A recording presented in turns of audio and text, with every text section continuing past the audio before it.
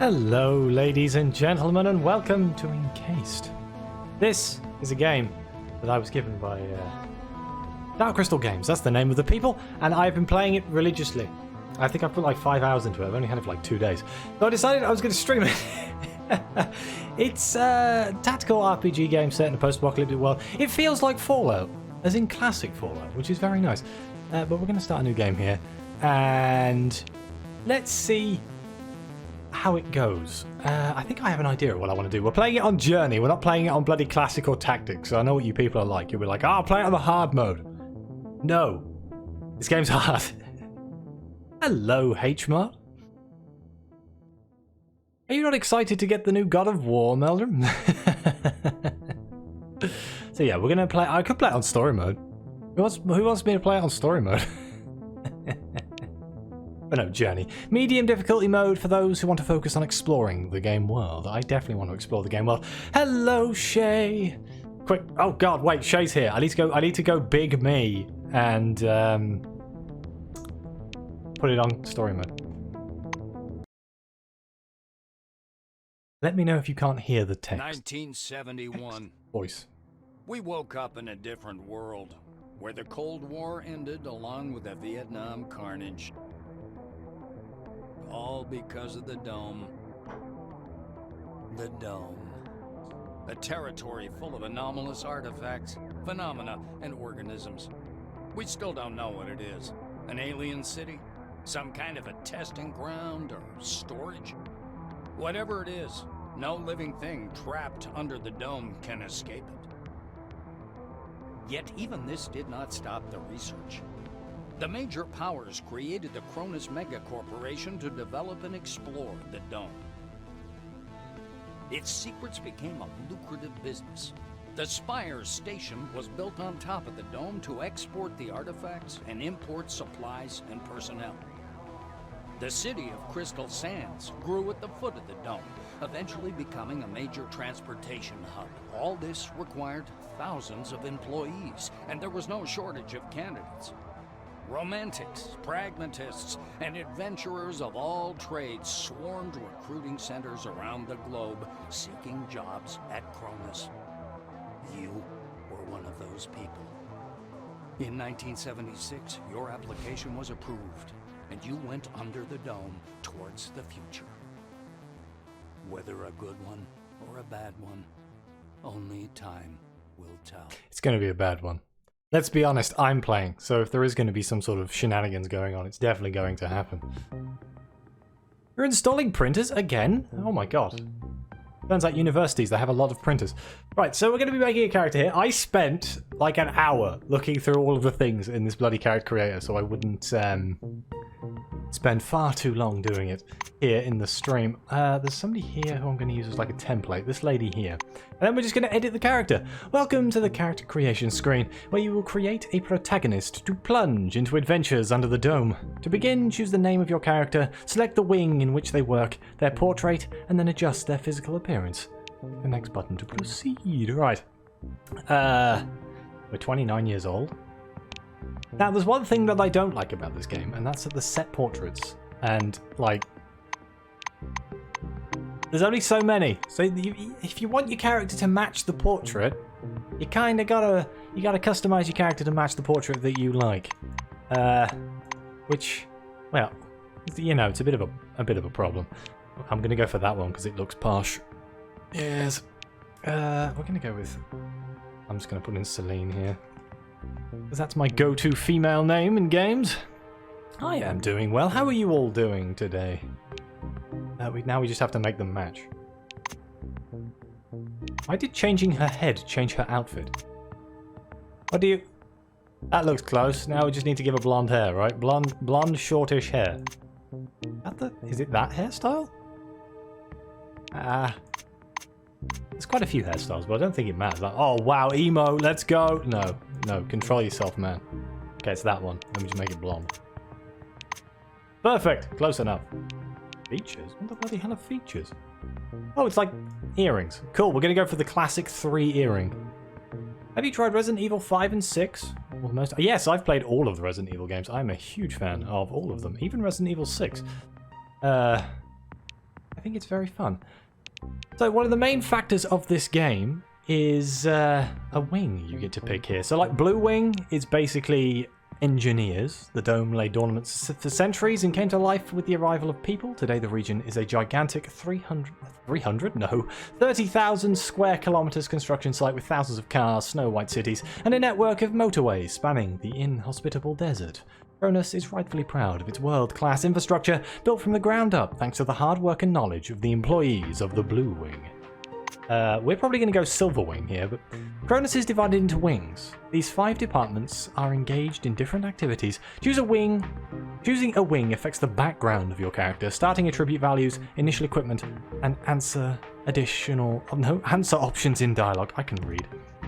Now I'm thinking I want to go Psionic, which is kind of magic, but they do say any sufficiently advanced technology is indistinguishable from magic, so I think it's just advanced technology, and that'll make sense when we actually get into it. You've played 5, but you never completed it. I have played... When 5 came out on the PS3, I played the ever-living hell out of it. I played it multiplayer, because it was like the first one that came out multiplayer. Silver Wing gives me charisma bonuses and psionics and influence, and we all know that I like to talk my way out of situations, or set things on fire, one or the other. The other wings, we have Black Wing, which is basically military personnel. Using the most powerful weapons and advanced military equipment, the employees of Blackwing protect humanity from the myriad hazards of the Dome. Blackwing's command is made up of the best officers and the most highly trained armies in the world, who coordinate their subordinates to provide maximum security for everyone under the Dome. They get bonuses to, well, weapons and driving, which I haven't ever come across, but I'm sure it will. I doubt we'll come across it in this stream, but we'll get there. Orange Wing. These are basically criminals. Every person deserves a second chance, especially those willing to make amends for their crimes by working for the betterment of humanity. Orange Wing was created especially for these people. Its employees are everywhere, providing every kind of domestic service, from cleaning and delivery to manufacturing and construction. There's a lot of work to be done under the Dome, and every employee of Orange Wing will find a way to make their own contribution. We'll be slightly more deft, increases our encumbrance, but we also get a bonus to criminal and survival.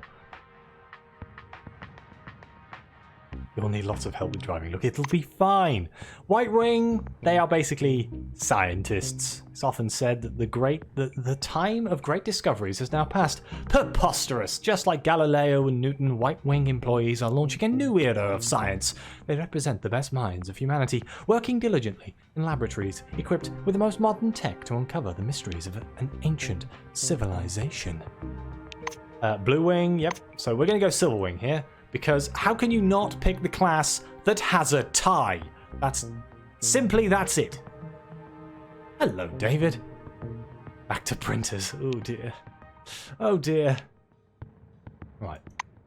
Okay, attribute distribution. Each character in the game has a set of attributes. Basic, physical, or mental characteristics. The higher the attribute value, the greater the advantage in certain situations, and the higher the initial level of secondary characteristics and skills associated with the attribute. After selecting your wing, attribute points are distributed automatically, reflecting your wing specialization, but you can redistribute them by deducting points from some attributes and investing them in others. So we can mess around here. Basically, we start with High Psych, which is our Psi abilities, and High Charisma, which is our ability to shit-talk our way out of situations, which is my personal favourite. We also seem to have High Guts, which is stamina and overall health. Low Muscle, because we're not very strong. I'm kind of tempted to lower that down again and put it into, like, Fortune, because I like High Luck. Luck tends to work out quite well for me. But, let's drop Muscle out. Low intelligence dialogue. It's done that Fallout thing where if you put a character that has zero dialogue, zero intelligence, you kind of just grunt at people. Oh, it's not going to be charisma only. It's going to be charisma and setting people on fire, which, you know, it works out quite well. Where is luck? Fortune. There we go. I would go through all of these, but it would take me the entire stream. They're pretty self-explanatory. Guts is like endurance, muscle is strength, perception is how well you are at looking at things. And it distributes them all into this big fact sheet here that, if you care about that sort of thing, I'm sure you can fine-tune it, but I don't know enough about the game to actually fine-tune things.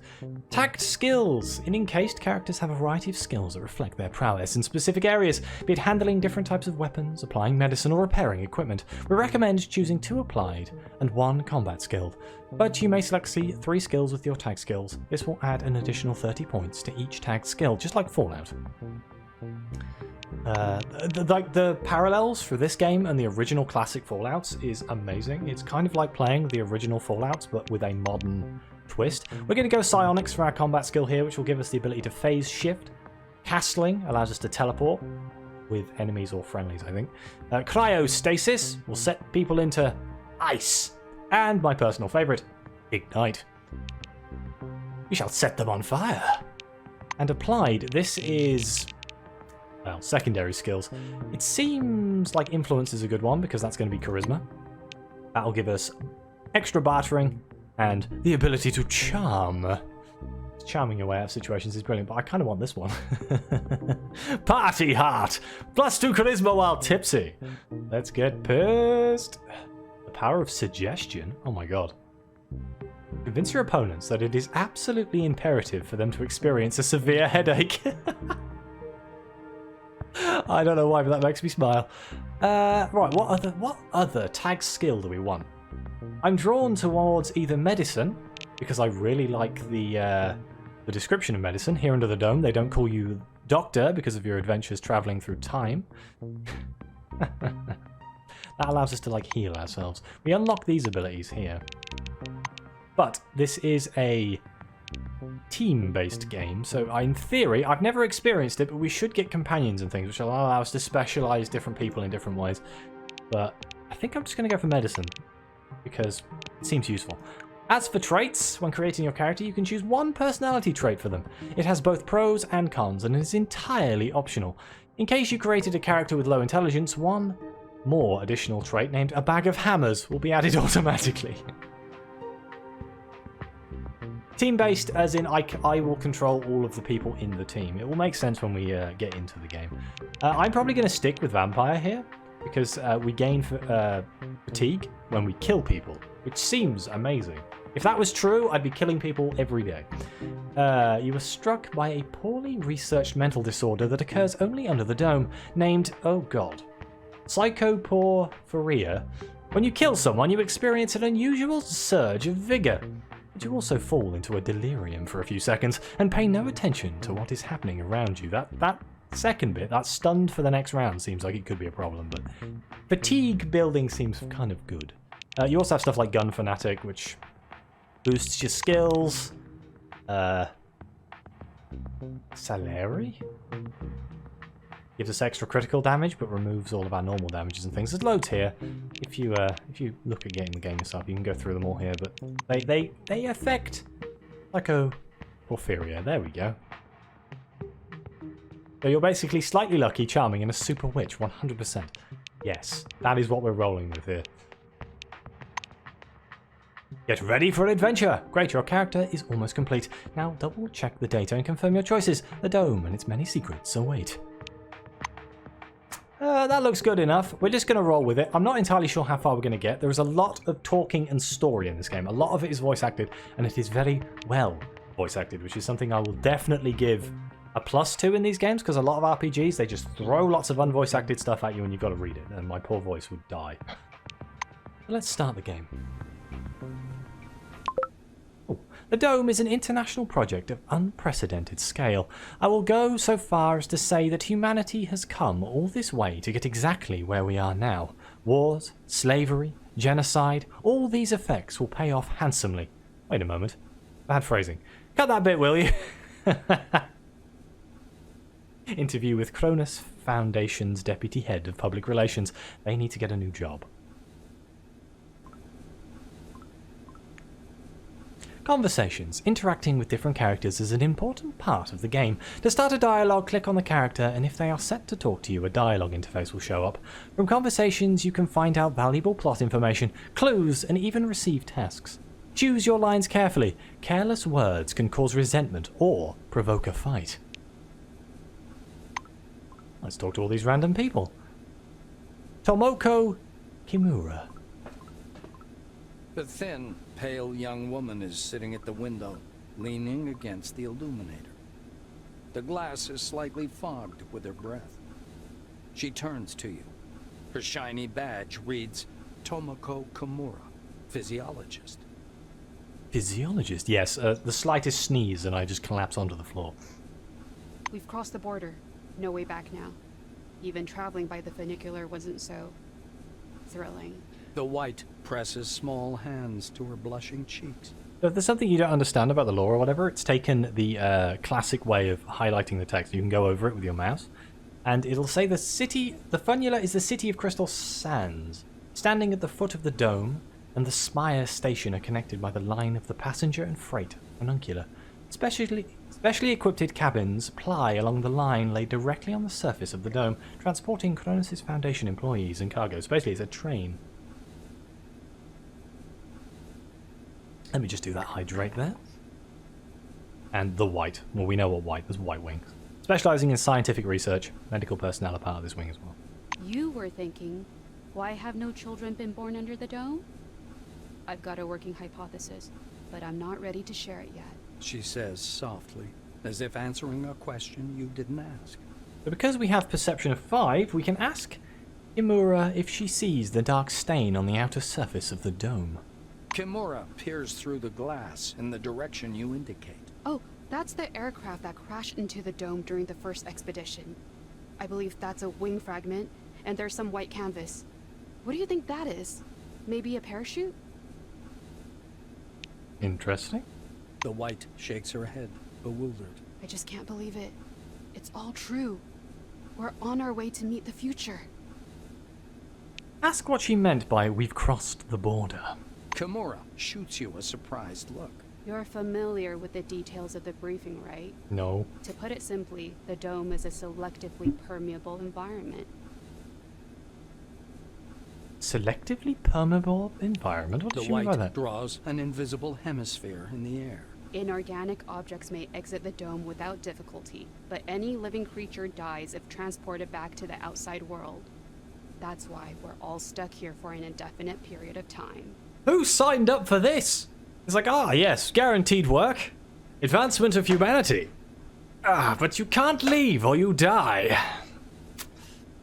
Because we don't have Science 30, we can't ask this question, but wonder aloud why things happen that way. Kimura is eyeing the dome's mesh, glittering in the sunlight. Supposedly, it's something to do with the atmospheric composition, but it's a weak theory. The difference of the air within the dome is so insignificant as to fall within the margin of error. Or to put it more simply, there is no difference. Oh no, busy work isn't good. Everyone's busy. Everyone's busy today. She shoots a quick glance at the silver and lowers her voice. I heard a rumor, or a conspiracy theory, that we can leave the dome at any time.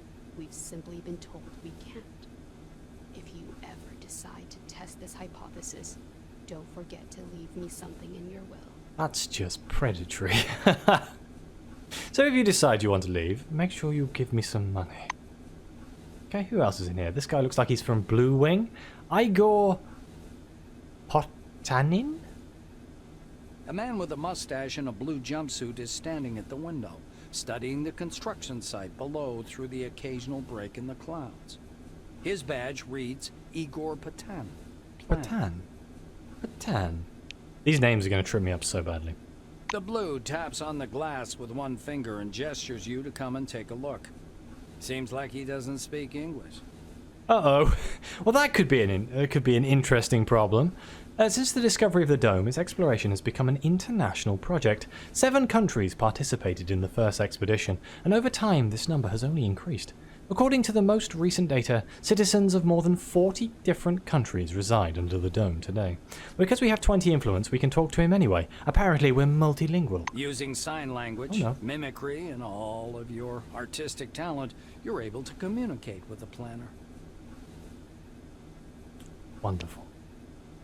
Once he's sure you're watching, Patanin points up in the direction of Spire Station, from which you departed a few minutes ago. He sketches the outline of the station on a broad, foggy section of glass. Once he's finished, The blue turns to you with a delighted expression. Something tells me he really likes the spire. Let's ask him about the station's dimensions. The blue begins to mark up his diagram with a series of footnotes and numbers. Turns out the station's ring diameter is a bit more than 1,500 meters. Its height above the dome is 317 meters. And the total height of the spire, including the loading docks, is nearly 720 meters. So it's really big. We can ask him how the station functions? With a series of confident strokes, the planner delineates the capsule's movement scheme, drivetrain, and massive hydraulic brakes on the glass. We can question him about the purpose of the station. This time, Igor is quite laconic. He pauses, then confidently writes cargo and personnel in block letters. With the R the wrong way around. Pointing downward. I wonder if he's Russian. Beside it, he writes relics and draws an arrow pointing up. His R is turned back to front. So basically what he's telling us is we're going down to find relics, and then the relics are being sent back up to the spire and then sent to the world. Which is why it's like 1970s, but technology is a lot further ahead than it should be. Let's thank Patane for the lecture and leave. The engineer stops you with a gesture, and after rummaging through his pockets, offers you a small candy. There is a picture of a crayfish on the white wrapper. Is this candy crayfish flavored? What do crayfish taste like? I've never eaten one. Yeah, whatever. Thank him and put the candy in your mouth. It's surprisingly spongy and tooth-achingly sweet. You can only wonder what it has to do with crayfish. Branding. Branding. Like, sweet like lobster and crab. Okay, various actions such as eating food or taking medicine may impose certain status effects on you. They can last for different times and be positive or negative. Some attacks and abilities can also apply a status effect that changes the characteristics of the target. For example, bleeding or poisoning will gradually reduce health. One thing that I will note about this game is that even when in conversations, the time up here will carry on going. It doesn't like pause time when you're in a conversation and things. I'm not sure how that affects the game because I haven't got that far in. I guess we'll see at some point. So we got this. Crayfish candy. So for the next 2 hours, we get 3 initiative. Wow, that's not bad. Monty James. He looks like another Silver. A guy wearing thick spectacles thrusts out a sweaty hand. Monty James, Silverwing. Monty James. Silverwing. Oh, God. Administrative and Bureaucratic Cronus Division. Managers, accountants, human resource specialists. He glances down at your badge. Ah, it's you. I found your file extremely interesting. And your CV, wonderful. Inspiring, really. We are on an elevator going down from the spire, which is like a station above, down into a dome, which is like closed off from the rest of the world, where all the weird technological stuff is happening. When I had the opportunity to look over the files of my future colleagues, I couldn't resist. I don't want to sound boastful, but silver level clearance has its advantages. Monty winks. This guy just looked through my file. I can't help but think that, like, that's a little bit crossing borders here. But we are also part of Silverwing, so we can say that since you're a Silver, you would like to review the other employees' files. Why not? James spreads his arms regretfully. You misunderstood. I don't carry the physical copies with me, but I did get a chance to familiarize myself with them. We can ask about all of the employees in the elevator. Ask him about the White Wing employee. Monty presses his plump hands to his chest, as if in prayer. Tamako Kimura from Osaka, a physiologist. She's young, but already has a PhD. James moves so close, his lips are all but brushing your ear. Just between you, me, and that lamppost, Kimura has an older sister, Ayaki. She's currently in jail, and Tamako herself spent 2 years in prison, but that is strictly classified. Okay. He's part of Orange Wing. Sister. Let's ask about the Blue Wing employee. That was the foreign man. The Silver smiles and pats the Blue on the shoulder. As the man turns to him, Monty raises his fist in some kind of a weird salute. Gagarin, Sputnik, Cosmos, Mir, Druzhba Krasen SSSR. He says in Russian. Wait, he is Russian. Oh my god, I got that from just the R being the wrong way around. The blue's mustache twitches and his face wrinkles with a beaming smile. Sounds like time restrictions and implications might be a thing. Definitely, I feel they might be. Comrade Patanin is from the Soviet Union. He's a highly qualified construction engineer. Took part in planning the Spire. He's no spy. Supposedly. Monty Supposedly. explains, turning to you. God damn it. We haven't talked to the Black Wing yet, but let's get some pre-information about the Black Wing employee. Elsa Olofsson, police captain, city of Stockholm. Former captain, to be Stockholm? precise. Dismissed from service because of a conflicting article. Yeah, conflicting. Let's call it that. The Silver says in hushed tones. What he was saying was like saying tea. Big Ben and umbrella. Yes! England! The Black gives him an unpleasant look, but says nothing. We can ask about the Orange Wing employee. That would be the prisoner. We also haven't spoken to them. They have handcuffs on, for God's sake. This is, Monty adjusts his glasses and peers closely at the Orange's badge. Quentin Bisley. Grand Theft Auto 3 times in one B&E. He was about to go down for 12 years, so he filed for the Clean Slate program. And look at that. They accepted him right away. The Silver shakes his head in disapproval and perplexity. The Clean Slate program is active worldwide. The goal is to give convicts a chance to start a new life under the dome. To participate in the program, the candidate must file for application and fill out a special form. It is then sent to the Foundation's Human Resources Department. Selected candidates are accepted to the organization's Orange Wing and transferred to the dome. According to the most recent statistics, Clean Slate applicants are accepted 92.4% of cases. Exceptions are assessed individually. This is a game I was given to try, yes. Apparently, I'm developing a reputation of playing post-apocalyptic RPGs. I don't know how, but I'm not going to complain because I like post-apocalyptic RPGs. So, give a salute and say, "God save the Queen! God save the Queen!" T, Big Ben. Sounds like Shay, Grand Theft Auto. Ask Monty about himself. Sorry, classified. Hey, screw you. Monty laughs. He's plainly flattered by your question. Harvard. Then I worked in the economics department at Supercolor. They produced a special television model for commuter buses. Did you know that? That was my research.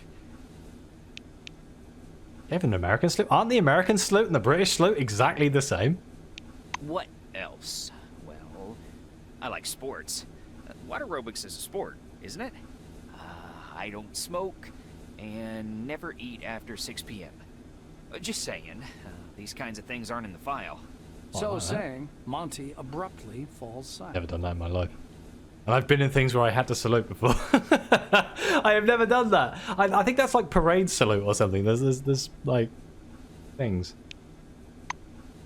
Okay, let's speak to the Black and the Orange. This game has a lot of talking in it, so... A tall woman is watching an ad playing on the monitor, arms crossed. The polished to a shine badge on her black overalls reads, Elsa Olofsson, Security Service. She glances at you and offers her hand in a businesslike manner. Ooh, shake the hand. Greetings. Please take all necessary precautions. By that I mean, don't turn your back on him. Ooh, Elsa nods at the Orange. Because we're in Silverwing, we can say there's no need to keep the Orange handcuffed. He may be a criminal, but this is a new start. Elsa's eyes spark angrily. Are you saying you will take full responsibility for the possible consequences of that order? Was that a nod? Does that mean yes? Yes, it does. Olofsson turns to the Orange, produces a key, and unlocks his cuffs in a smooth, well-practiced motion. Humane cuffs? A modern restraining device used while transporting Orange Wing employees consists of 2 small steel bracelets with a built-in taser that delivers a shock if the wearer handles or attempts to use a firearm. Oh God.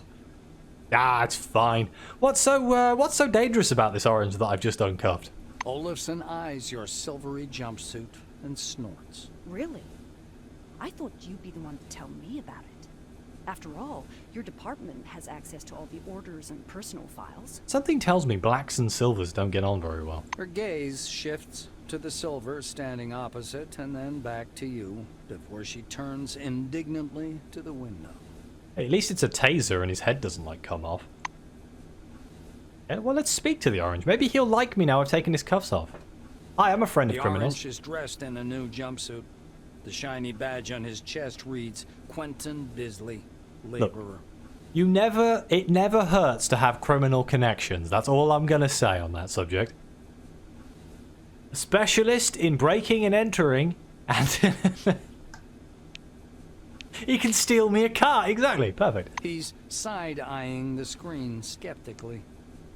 Despite his tired, grim expression, his gaze is open and friendly. However, the general impression is unmistakable. There's something frightening about Bisley. Uh-oh. So, my friend, yes, exactly, he's my housekeeper. Ask how he ended up in prison. The orange's face stretches into a broad smile, bearing his dentures to the world. Like everyone, duh. In a black car, under guard. Oh. Oh, what have I done? There's other guys, too. The ones who go through the front door. He nods at the black-winged woman beside him. Her nose wrinkles in displeasure, but she says nothing. He seems nice enough. Okay, well, I think now we've talked to everyone, haven't we? So I think now we have to use the door. We can use the Alt key to highlight things that you can interact with in a world. So, that helps. Stopping by the door's porthole, you watch as the ground slowly approaches. It looks brown-black through the tinted glass, and smoky blue at the horizon. It almost seems like the clouds are pulling apart there. You can discern the regular pattern of a settlement in the mists, hanging over the northern section. If this is the city, it's nowhere near as miraculous as the brochure. Just a few concrete buildings surrounded by sheds. It resembles the hab pods of a space colony in a sci-fi film. Yet, the scale is impressive. In only 5 years, a small civilization has arisen from these bleak sands to tackle mankind's greatest project. What a surprise. We were lied to about the city. So Kronos advertising brochures sang a real oasis in the middle of the desert, the largest human settlement under the dome, a cozy center of civilization away from home. As a result, the project turned out to be unrealistic. Its deadlines were protracted, and the budget was bloated and partially plundered. Wow, just like real life. The blues and oranges did their share of the physical labor, but the main credit belongs to the brilliant administrators from Silverwing. Yeah. At least, that's what you were told during the pre-departure briefing. I'm Silverwing. Just as you're about to move away from the window, you notice a whirlwind beginning to form above the ochre plain. The gathering storm drifts unhurriedly above the desert, a crown of green lightning flashing at its core. Clearly no ordinary weather phenomenon. It must be one of those anomalies. You freeze by the window, unable to avert your gaze. A whirlwind? Sandstorm. The desert under the dome is not very hospitable, and sandstorms here are quite common. Many scientists from the White Wing associate them with abnormal activity. There is no direct evidence for this. And anomalies, general term for a variety of oh my god. Psychico-chemical phenomena of uncertain nature, endemic to the dome. Recommended approach: steer clear, or die. So we got 3 options. Stand up on your tiptoes and try and make out the buildings down below. Stay that way until landing. Stay where you are, trying to see if you can spot the mysterious Forefathers structures until landing. The Forefathers seem to be the heavily advanced race that came before us. Stay at the window and watch the whirlwind until landing. Fisico? Oh, that would make sense, wouldn't it?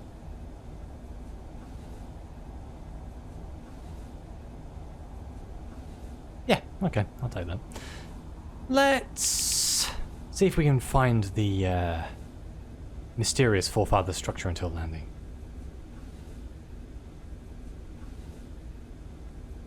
The outlines of the landing site, blurred by clouds of dust, appear behind the greenish glass of the porthole. The capsule shudders as the braking devices engage. There we go, we're landing. 1917, the British Army salute has been given with the right hand, palms facing towards the... There, palm facing forwards with the fingers almost touching the cap of array. Oh, that makes sense. Only the naval personnel use a turned down hand. Well, that goes to show I spent a lot of time with the Navy. Right, I like boats. This looks a lot less hospitable than I was anticipating. But this is where we actually get into the game. Now, there's a few things that I like about this game that is not normally in a game like this.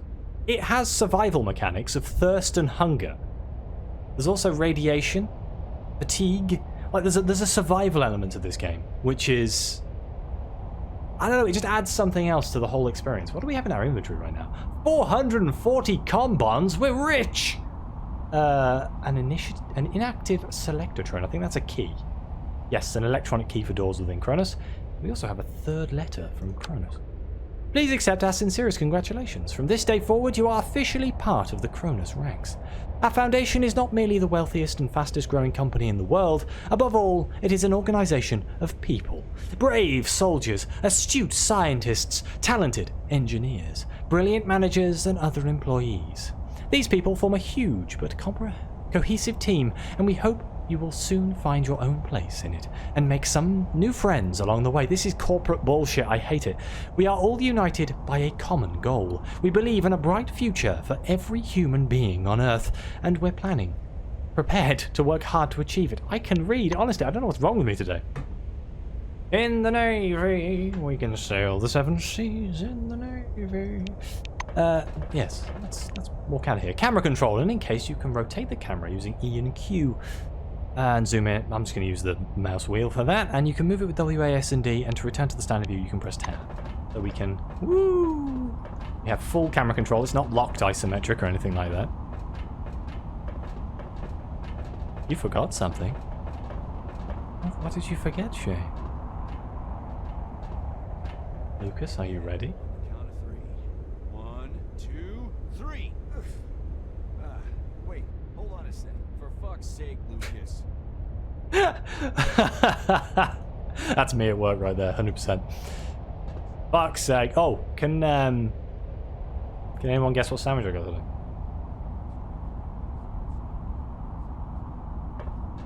Come here. Come on now, or you'll miss everything. A cheerful man in a white lab coat grabs you by the sleeve.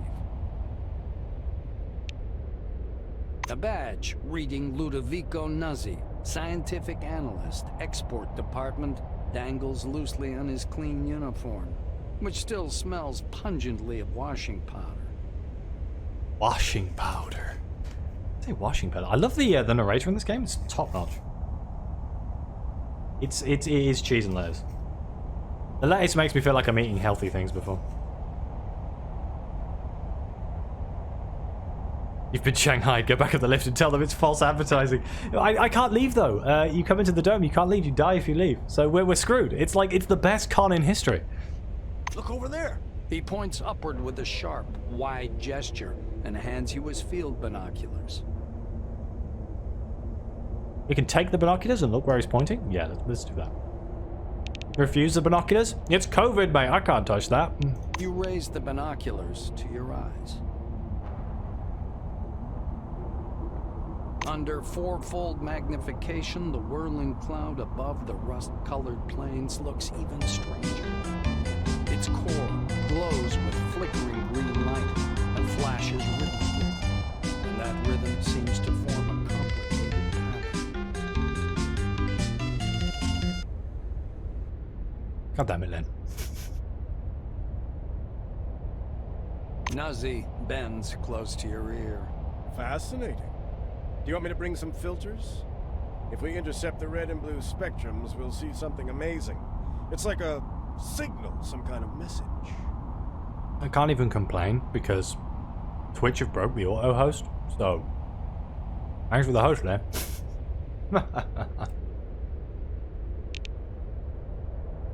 I say broke, they've changed it. So if we had Reconnaissance 30, we could say something here, but let's ask him what it is precisely that we're looking at. I don't know. Ludovico laughs unnervingly and snatches the binoculars from your hands. Some bloody scientist. With the binoculars raised to his eyes, he minutely adjusts the focus. It's a massive whirlwind north of Concord. And not merely some desert sandstorm. That's an anomaly. I hope it lasts long enough for me to make a proper observation. Okay, let's ask him what the scientific analysis export department means. The scientist looks blankly at you, then down at his lab coat. Ah, this? This? He lets out a blaring laugh. Ludovico points at the building behind him. I work in Concord Station, categorizing relics. My job is to classify them by rarity. Then the blues package them, silvers issue the documentation, and oranges move them to the cargo capsule. Just like the one you arrived in. Woo! Silver's documentation. Nazi points upward. Then the capsule takes the relics way up there, all the way to the spire, then to Crystal Sands by the funicular. They get auctioned off and turned into money. It's not like I endorse this, but we all like ourselves a good paycheck, right? So we know the spire is where we came from. But why Crystal Sands? A city at the foot of the dome. It's from here fresh provisions, weapons, equipment, and new Cronus employees are delivered to the spire station. Okay, so there's a city around the outside of the dome. He offers you his binoculars once again. Do you want to have a look at the spire? It's amazing. But then, you can look at the spire anytime. Now that sandstorm, that's what's truly amazing. Okay, tell him you need to go. Nazi looks from you to the capsule and to the landing terminal entrance. He flings his arms up. Oh, mi scusi. Excuse me, I'm so sorry. You'd better get going or you'll be late for check-in. Your colleagues are already inside, and the storm is growing stronger. Miss Scusi! Love it. Yeah, the storm is growing stronger. The white mutters in fascination, eyes glued to his binoculars, which is fixed on the spinning whirl of clouds. Okay, back And I into was the starting game. to get bored. Okay. Maelstrom is getting stronger, isn't it marvellous?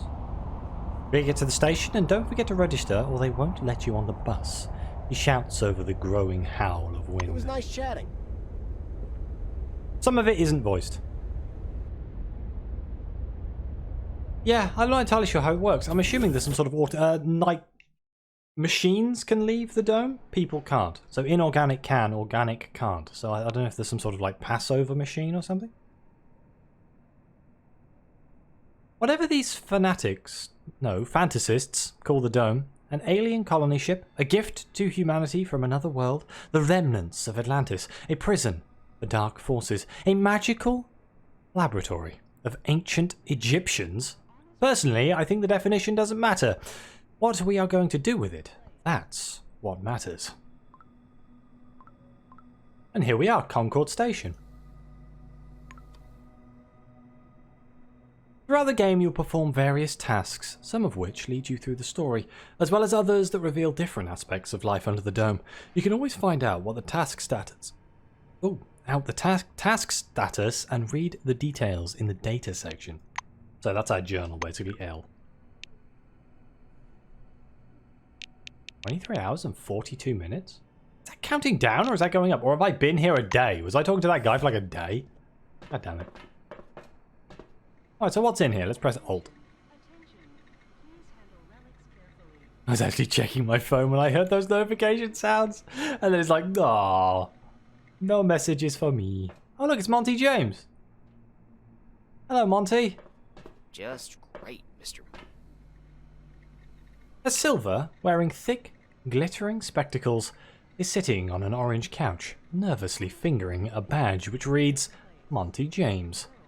A large suitcase rests at his feet with a leaflet about the dome perched on top. Oh, hello there. I also get 0 notifications, it's fine. It's you. How do you like it inside of the dome? Say you're not ready to answer yet. Not enough time has passed for you to form a clear impression. My first impression is unfortunately not very positive. They forgot to add my name to the new recruits manifest. Can you imagine? Well, we can offer to try and register him in the terminal.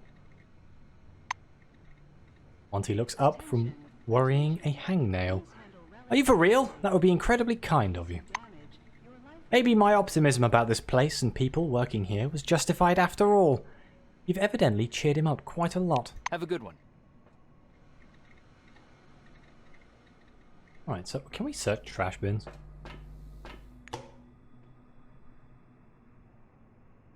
Aw. There's nothing in the trash bin, guys. Aw. Damn cleaning staff, they're too good. Vega drinks vending machine. Can we actually use this to get drinks? The semi-transparent light panel of the Vega drinks vending machine is adorned with the silhouette of a dancing go-go girl. What is a go-go girl?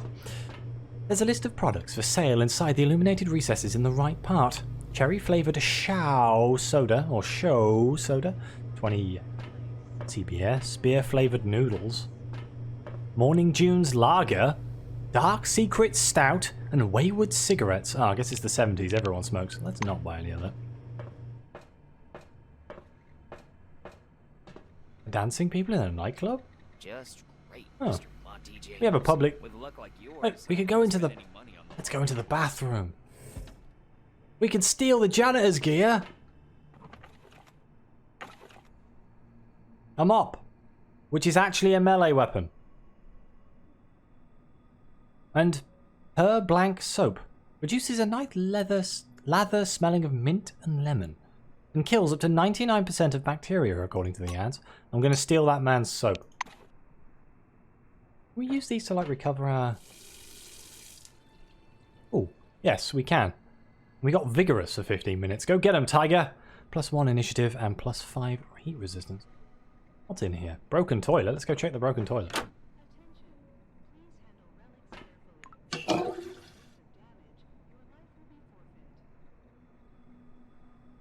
Girls with knee-high boots.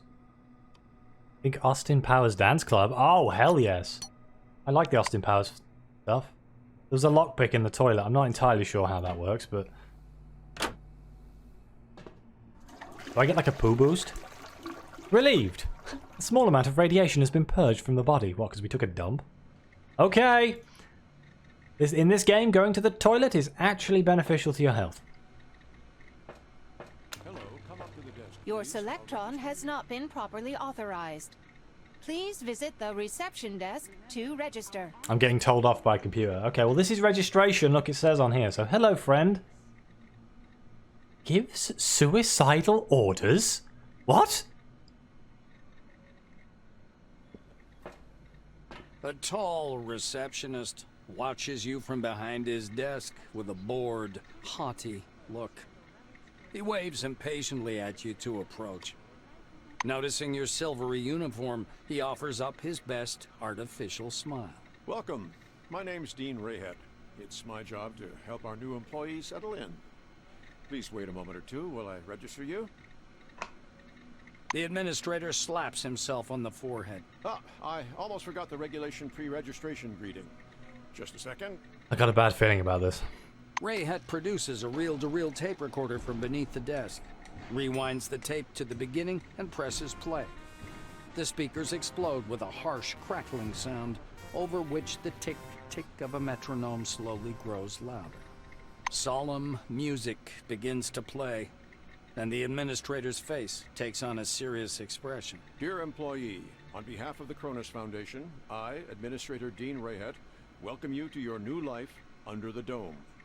The administrator clears his throat and continues. By joining our company, you choose the path of science and progress. You are among mankind's best. and we ask that you live up to this. Dean squints down at the monitor. Deserve this title. Do your job honestly. Obey the law. Respect your colleagues and... Kill everyone? Hello, Moo. How are you today? RPGs, finding stuff in toilets for some reason. Yeah. No, I get that. The music fades, and the administrator finishes his speech. And together we will build the best possible future for all mankind. 1 sec. Playing the forest. Eating people. Getting lost in caves. Dean puts the tape recorder away. Now that we're done with the official greeting, I'll register you and upgrade your Selectron. Okay? Okay, I need that to access the public terminal, so yes. Let's look around. My VR was still plugged in. Oh, what have you been playing? Please tell me it isn't Phasmophobia. The committee ads didn't lie. The interior of Concord Station looks just like the glossy brochure. The high ceiling is finished with matte light panels. The floor is slightly scratched, but nevertheless washed to a mirror finish. Lights gleam soothingly. It's clean, cozy, and bright. All my favourite things. Flesh. Thank you very much for the biddies, David. Really appreciate it. Una said the ghost wasn't going to hunt me, but she did hunt me, and I didn't find a hiding place. You went straight to VR because you're hardcore, but you don't even know how to play the game? I don't own Phasmo. And I was going to get it, but by the time that I was going to get it, everyone had already played the ever-living crap out of it, so it wasn't fun. Dean taps his pen on the desk to get your attention. Time is money, my friend. Please keep your mind on what we're doing until I get you registered. Dean's hands hover over the keyboard. He gives you a nod. We can dictate our information. Pass him a note upon which you've written out your information in advance. That is my own personal preference. I do that. I am one of those people. Like when I went for my COVID jab, they were like, have you got your number and things? I was like, yes, I have this piece of paper with it written on. Because I don't trust myself to actually remember things. Or we can enter the data into the terminal on your own. I'm going to dictate my information because I am a silver and I am important. You spell out your first and last names and specify your wing, profession, and test results. The administrator's fingers fly across the keyboard as he enters your information into the Cronus database. People can't hear shit without lip reading. Yeah, it has highlighted the massive amount of actually deaf people. Rayhet scans the computer screen. So your position in the waiting list was 63,784. You've been assigned to Magellan Station. A special bus will bring you there after a series of briefings. Please pass me your Selectron so I can update the firmware. Either we were bumped up the list, or there is a lot of people here. Dean snaps the docking port of your pass to a recess in the casing of his computer. Can you guys hear the hard drive clicking from the computer? It makes me so happy. I haven't heard that noise for like 10 years. The administrator returns your Selectron. So, colleague, you now have first-level clearance, which gives you access to the archives on the administrative level, the warehouses, and basically everywhere else except the secure facilities. You also have admin privileges at most terminals. Okay. What can we steal from the Dean continues. All new employees have a short list of tasks to perform on arrival. Do you want to hear all the details or just the short version? Let's ask for the detailed explanation, just because, you know. Rayhet nods and points at the ceiling. First, you need a set of combat gear. Combat. Talk to Sidney Maynard. He'll give you everything. Dean extends his second finger. Second, weapons. Ms. Margarita Takachenko is the clerk at the armory. After she dispenses your firearm, you'll need to head to the training zone for a brief weapons handling exam. I love the dot matrix printers. They're so good. The satisfying ripping the dots off the punctured holes off the sides of it is like the best feeling ever. The administrator straightens his third finger. According to the latest regulations, all employees must attend a briefing on psi abilities. Apply to instructor Andriy Mihai. The Witch of the Wastes. Dean extends his fourth finger. and looks at you meaningfully. Did I tell you about the combat and tactical training? The fourth step is to visit instructor Winston Botherby. Hey, you could probably sell that dot matrix printer paper for a bit. I imagine there's a collector's market out there. I know there's a collector's market for the actual printers. And finally, science is the overarching purpose behind everything we do here. Go to Professor Van Alden to learn how to study relics, avoid anomalies, and catalog scientific knowledge. This training is mandatory for all wings, not just one. Oh, Dean finishes. So we all have to learn how to scan anomalies and things. I guess it makes sense. There's a thing, isn't there, where companies who bought very expensive things that then went out of service now pay, like, shitloads more for the bits they need to keep them running? It's crazy. Dean catches himself. Oh, and when you're done with your trainings, proceed to the waiting room. From there, you'll travel to Magellan by bus. Wonderful. Say that everything is crystal clear and leave. The administrator looks up at you again. That is all. That is all. I need to use that He more. reaches for the tape recorder, but thinks better of it. Protocol calls for a little welcoming preamble, but dash it all, that's nonsense. Welcome to Concord Station. As he's about to turn away, Dean suddenly remembers something. Oh yes, I sent your mail to your Kairos. Check your new messages. Well, that's all, I think. What is my Kairos? Messages sent to you by various game characters are stored in the messages section of your Kairos. Messages from some employees' computers also end up there. What, because we hack them? All new messages are in the inbox tab. After reading, I'll move to the archive tab. Data? No.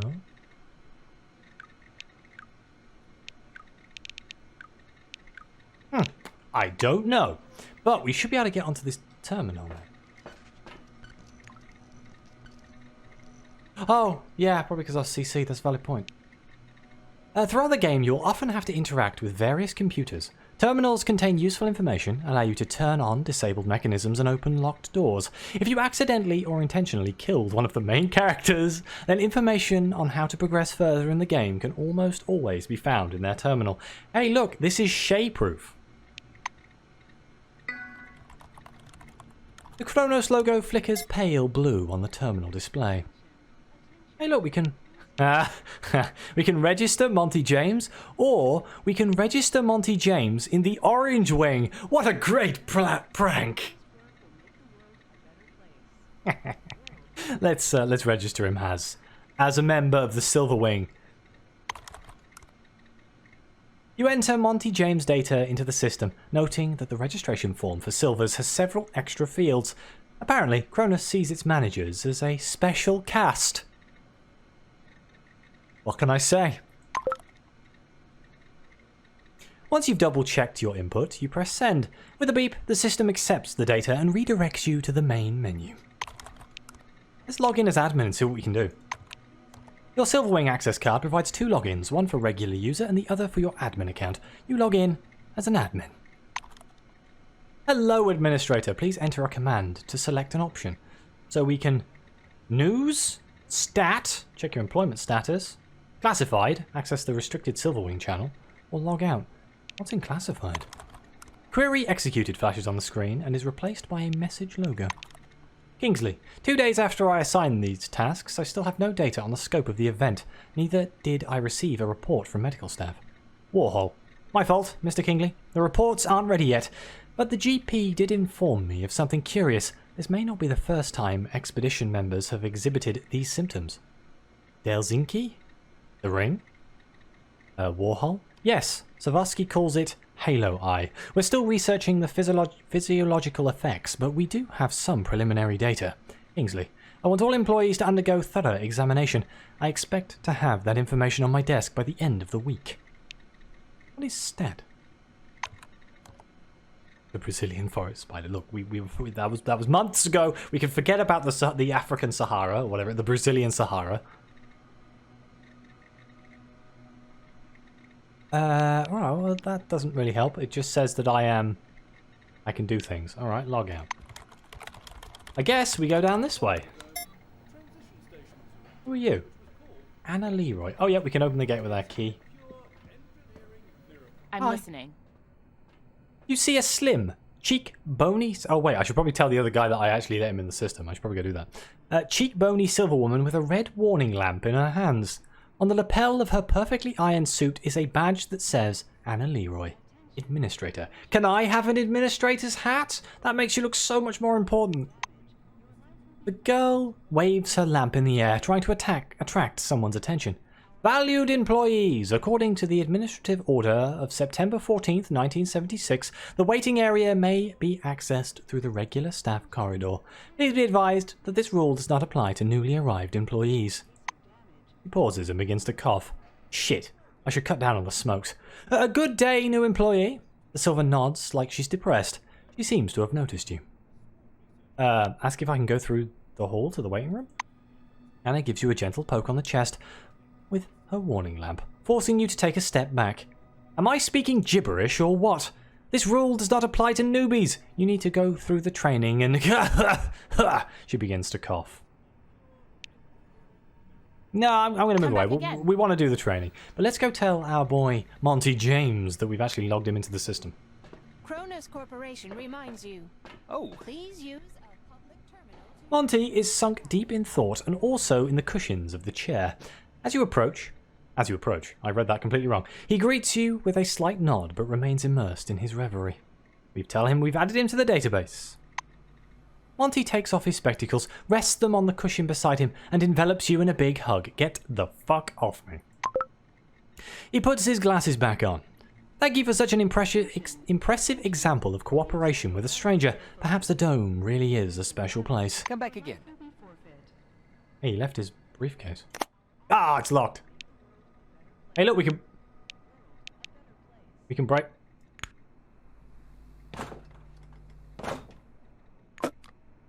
Oh god, there we go. That stream was so funny, had me howling. Look, it's fine. But you gotta take your glasses off before you hug someone, you know? It's just... He's got $15. Let's go. $15. Folded clothes. I don't know what I'm supposed to do with those. Maybe I can sell them. And the brochure. I'm not going to... Do I have to pick up a brochure?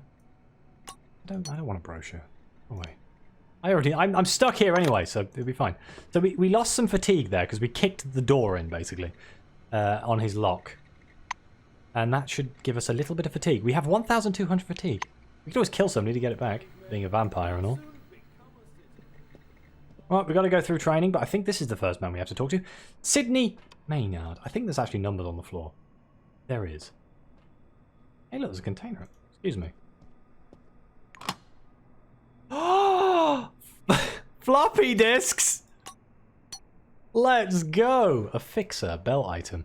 This gel containing smart nanoparticles is something like liquid duct tape.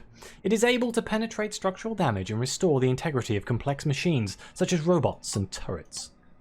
So what does this do? A selection of popular computer programs providing unauthorized access to other people's accounts and electronic mail. That could come in handy. Yeah, 5¼ inch floppies, let's go. I should have entered his information. I'm too nice for that. Gives generous promises. Behind the storage counter, you see a small, neat guy. His gingery hair shines with something like brilliantine. His badge says, Sydney Maynard, storekeeper. Oh, what a lovely angel. Came down from the heavens. Good morning, my lady. I already want to shoot this Something guy. urgent? By the way, my name's Sydney. My friends call me Sid, though I prefer a different name. Want me to whisper it to you? He smiles languidly, leaning on his elbows against the counter.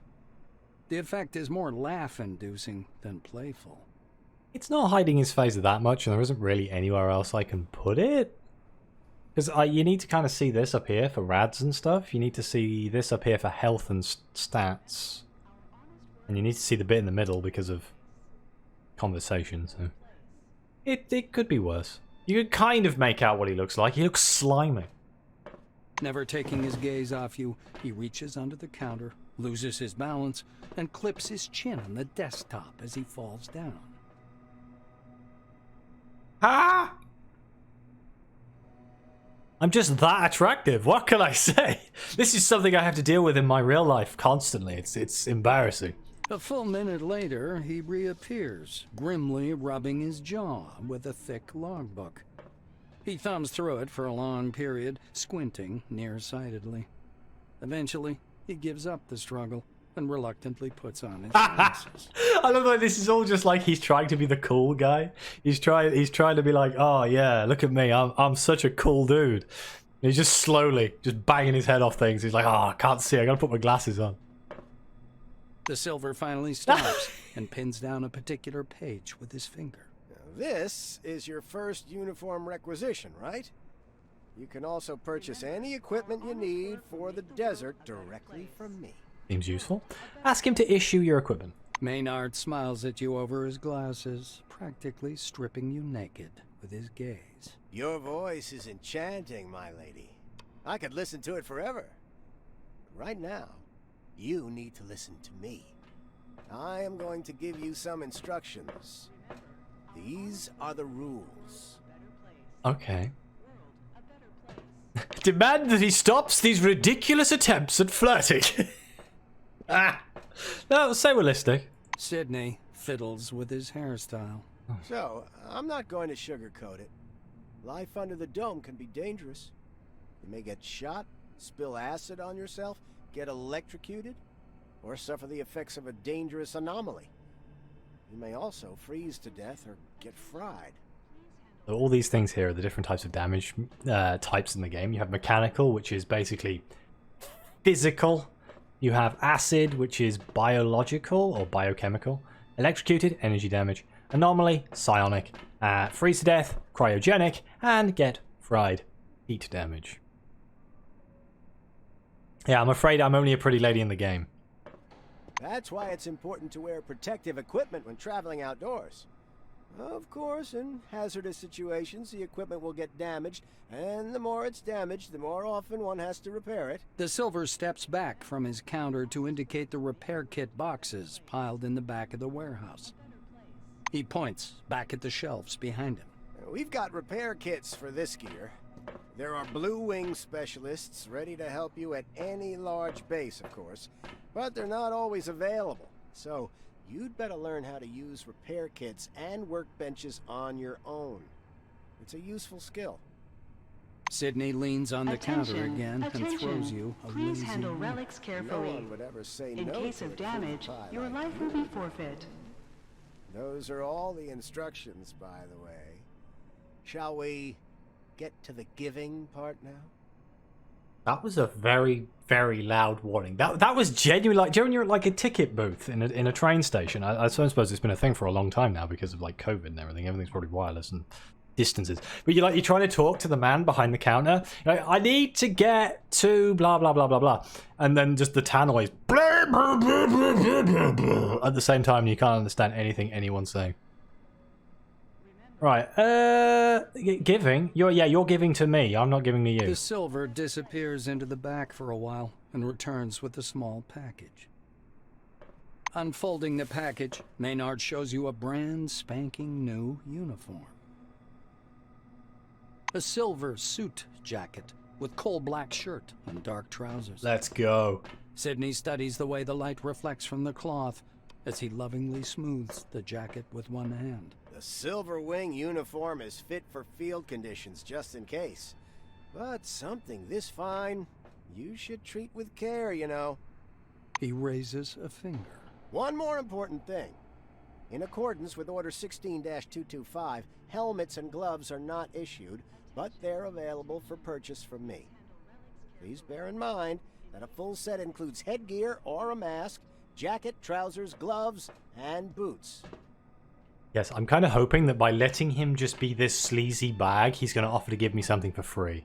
That's the only reason we're letting this fly. Sidney hands you the package. Here's your uniform. It's a... Enjoy. Oh! It's the coolest outfit ever. We'll have a look at that in a minute. But let's see what he has for sale. Sidney waggles his eyebrows. Anything up to a star in the sky, my dear. I'm going to punch him. Here, take a look. Trade is an important element of Encased. While playing, you will meet characters who can trade with either... You can trade with either by choosing the related dialogue option or by clicking the barter button in the dialogue interface. That's being covered up by the chat, but it's here. Sydney leans on the counter. Honestly, lady, I'd sell you this entire place and give you an incredible discount if I could. But I'm not the one who sets the prices. It's your shop! You mean you don't set the... So what do we have here? We have the Archimedes lab belt. All of these things give you like... I think this increases the amount of belt slots you have or something? Oh no, it's literally just it gives me more initiative. Gloves give me tech. Night Watch cap gives me defense. Authority +1, yes, because nobody doubts a man in a cap. Backpacks increase my encumbrance, but lower my evasion. Oh, the small one's just encumbrance. And we need food, which is something we actually have to think about, but I'm not going to spend any money yet. Do you buy soap?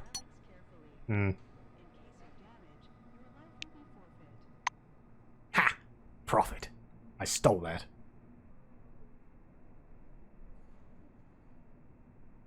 Is there another shop so he doesn't reach his quota and get stranded out of the dome? I don't actually know. The silver follows you with his gaze. God damn it, man! You're such a weirdo! Oh, look at that! Holy crap! Yes! I'd wear this. Yeah! Look him fly! Let's go! So that's something else. Armor and stuff is fully papered old.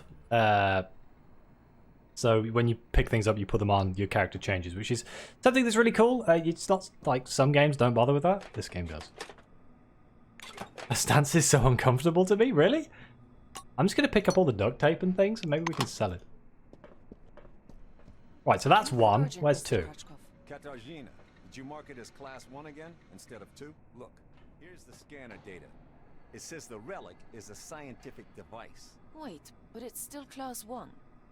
I'm not going to violate protocol. Katarzyna, my dear, you may violate protocol as long as it benefits the company. One of those companies. Colleagues. Correct your report if you have to, and don't act so innocent. Vladimir, I'm done. How do we mark it? Class 2 fragile. Tell Noyan the relic should go out with today's flight. Think about it. A Class 2 relic will mean a bigger payoff for the company, and that means a bonus in your wages. Categorizing it as Class 2 means access to state-sealed bids. I bet the Brits will buy it. They're always trying to one-up us. All right, Mr. Krashkov. I'll correct my report. Carl, add sealed bids to the marking. What was that about British people?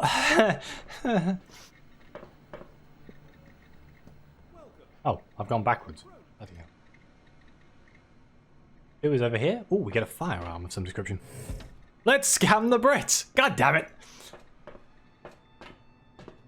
Oh my crap! Why is she... Bloody hell, that's a pipe and a half. Or is it a cigarette? That's got to be a pipe with that much, like, poof. The smell of good tobacco wafts off this tall, portly woman from a meter away.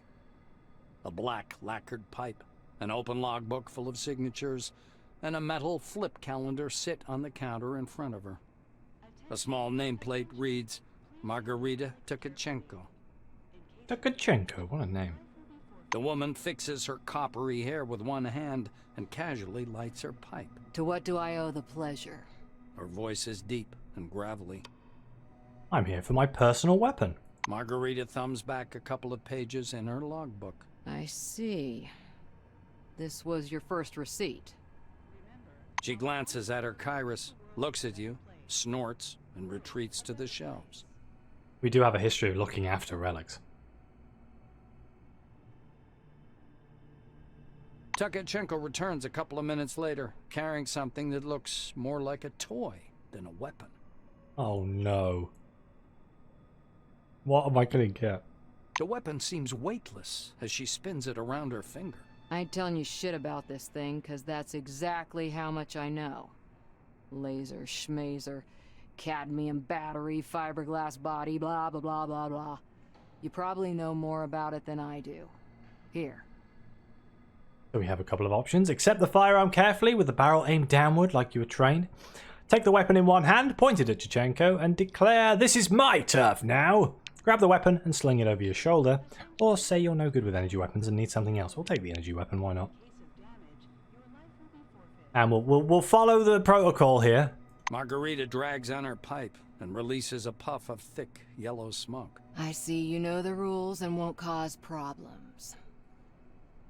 Okay, what are the weapon's drawbacks? Takachenko bites down on the stem of her pipe. Are you kidding me? I'm a different breed. One that doesn't understand toy guns.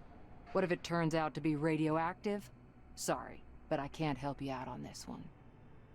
Okay, what about servicing the weapon? The Black regards the Andromeda suspiciously. Fuck it. If it breaks, bring it back and I'll trade it in for another one. There was a little cloth in the box it came in for cleaning the lens. That's all I know. Oh, God! The armorer shrugs, puffing indifferently on her pipe. It's the least I could do. We have a requisition list from the Silvers. For free, you receive only rubbish. If you want the real deal, check out the weaponry shop. Or me. Wait a minute. Sign your name here in the meantime. Margarita reaches under her counter and produces a set of ammunition. A new set of ammo is issued for every task, but there's so much bureaucracy you'll go daft. Expenditure report. Form number 16. Disposal form. The Silver's running true to form.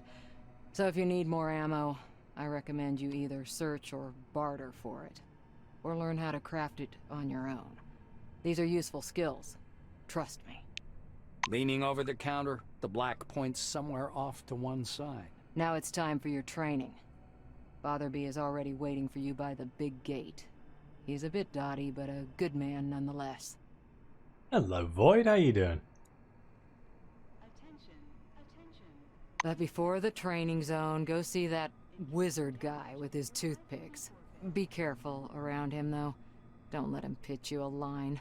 Psychic my ass. She winces in disgust. Nostalius, how are you doing, my friend? A tad ill? Oh no, you haven't got the Rona, have you? Okay, functional keys. Encased has several modifiable keys that will make your gameplay much more comfortable. You can hold down Shift to view a more detailed tooltip for an item. Hold Control to attack characters and doors. Hold Alt to highlight interactive objects and objects lying on the ground. Thank you. So what gun did we just get? Oh, what is that? It actually looks like a spaceship. Well, I don't like that very much. We got 40 rounds. Let's go speak to the wizard. This is what I'm really looking forward to. I'm playing some Cyberpunk and I'm over encumbered. What a surprise! Oh, the second jab. The second jab kicked the crap out of me. First jab, I felt a bit crap. The second jab, I felt like I was dying. Well, you've got quite an aura. You're a natural. Yes. Oh, here we go again. Please don't flirt with me. A lean Silver with thick black hair and a huge cigar clamped in his teeth is sitting in front of you. As you approach, he flashes a sly grin and slowly raises an outstretched hand above the table. This is what happens when you put maximum points into charisma and influence. So you're just incredibly charismatic and you're just very attractive, apparently.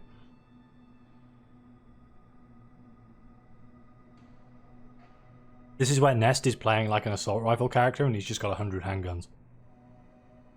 Something really weird happens. All the paper clips, pencils, scattered toothpicks, and bits of trash float up from the table and hang in the air. The silver badge reading Andrei Mihai, Science Instructor, floats up as well. Hey, you're just showing off. I can do that too. You thrust your hand forward, and your outspread fingers emit barely visible sparks of energy. Pencils, paper clips, toothpicks, and pistachio shells dance chaotically in the air.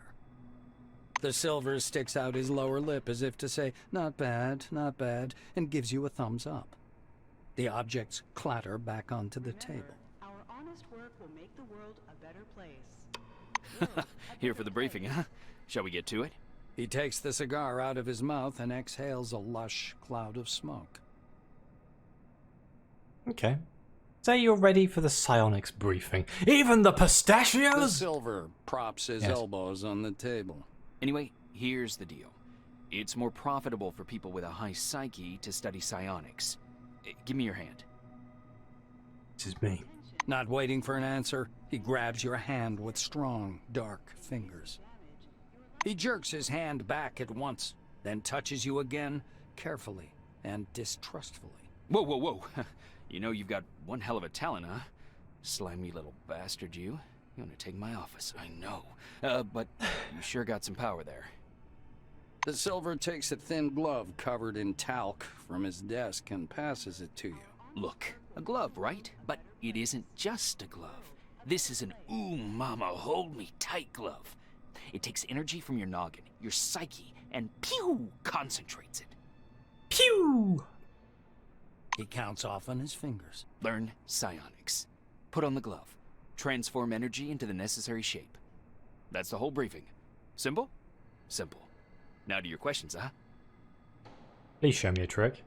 Mihai spreads his hands good-naturedly as if to say, "You're welcome."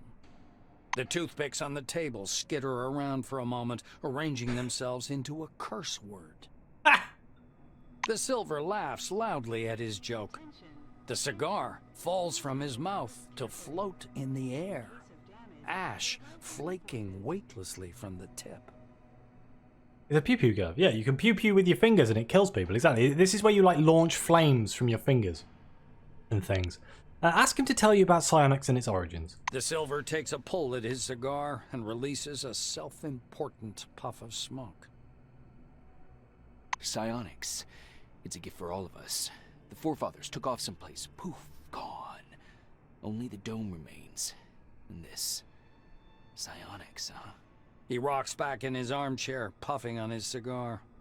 The toothpicks again slowly rise up from the table. Such a showboater. I mean, admittedly, if I could make things float, things would always be floating. Not gonna lie. That's the idea. The whole plan for the character was to be a witch, not a gun user. But we get a gun. Mihai Anyway. spreads his dark hands. Toothpicks hover around his head in a kind of halo. Scientists say everyone has an organic skill called psyche. You have it, I have it, everyone has it, huh? Big psyche, you got talents. Small psyche, no talents. You'll need to carry a lighter all your life. God damn it, then. Alright, let's leave. So that's 3. Where's 4? There's 5. Where's 4? 4's over here. Okay, 4's over here. Let's go to 4. Moving between locations, the game world is vast and divided into many separate locations, some of which may be temporarily inaccessible. Transitions between locations usually look like doors sealing off a darkened area, hatches, or specifically marked areas. If the way is free, click on them and the character will open the portal to move through. I'll complain to the Silvers about that idiot. They'll take the appropriate measures. I hate those oranges. What the hell do they break locks for? An engineer in a bright blue jacket is tinkering with the door lock, cursing under his breath non-stop. Blowing a curly strand of hair off his forehead, he turns to you. You're a newcomer, right? It's a straight-up open house here today. He offers you his hand. According to his badge, this is Maxim Penkovsky, technician. I'm starting to think this game is Russian. There is a lot of Russians here in the dome. The technician slaps the door with one hand. You have to wait until I'm done. Some orange jammed up the lock with chewing gum just for a laugh. Oh, what a They're dick. like animals, those oranges. Marking their territory. If you ask me, they're too gracious about those bastards in Crystal Sands. I do remember a time that somebody got really angry at school. I think this was like primary school or something. It was a long time ago and they put superglue in the lock. It was the funniest thing in the world at the time. As an adult, I now understand that that is a real fucking pain in the ass. You open the door. That's got chewing gum in the lock. Penkovsky grunts angrily. I wish I could. I'm gonna have to disassemble, clean, and reassemble it to get it working. It's work I don't need, and all thanks to some idiot. Hey, I didn't put superglue in the lock.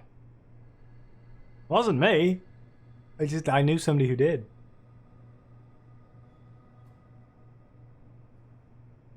You do that back in the days? No. No.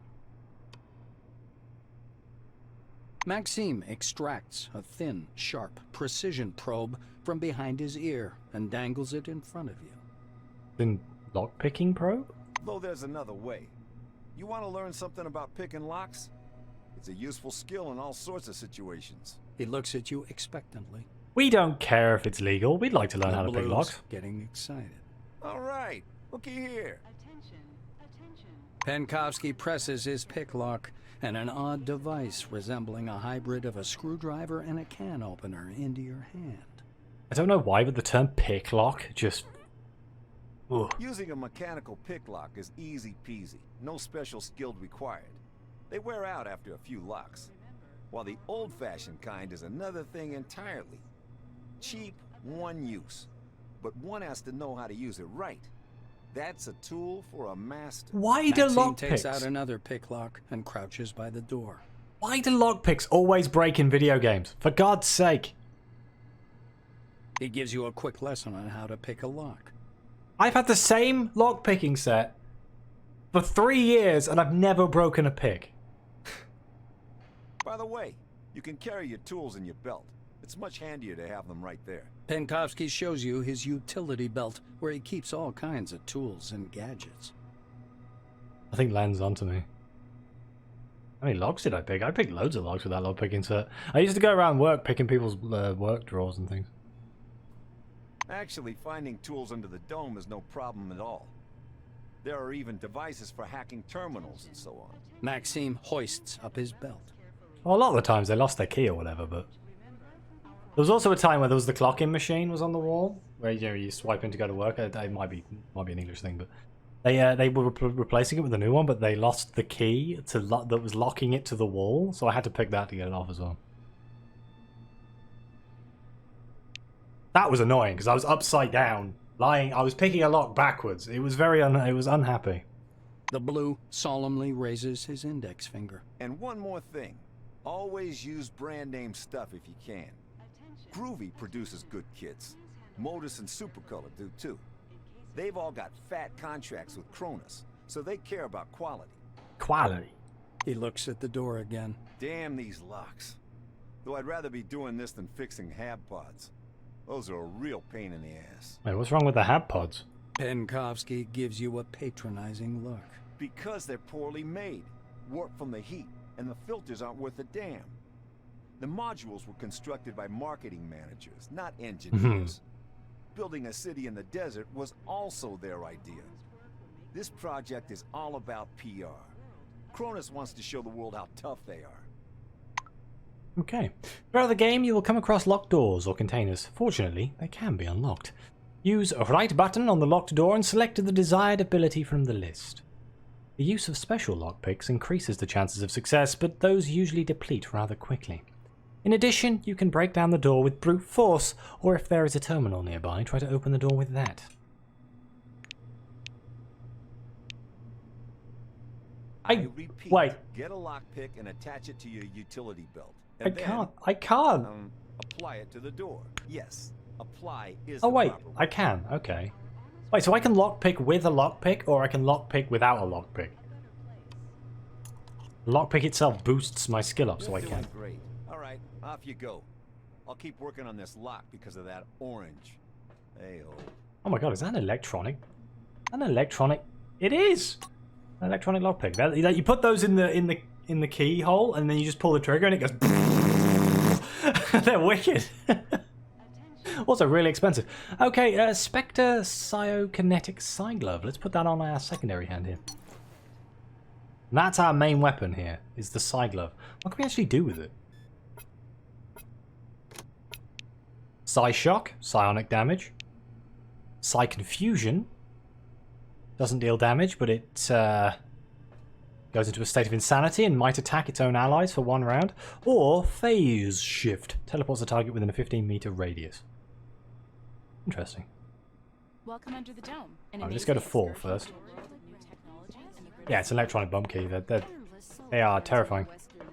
But also very, very effective.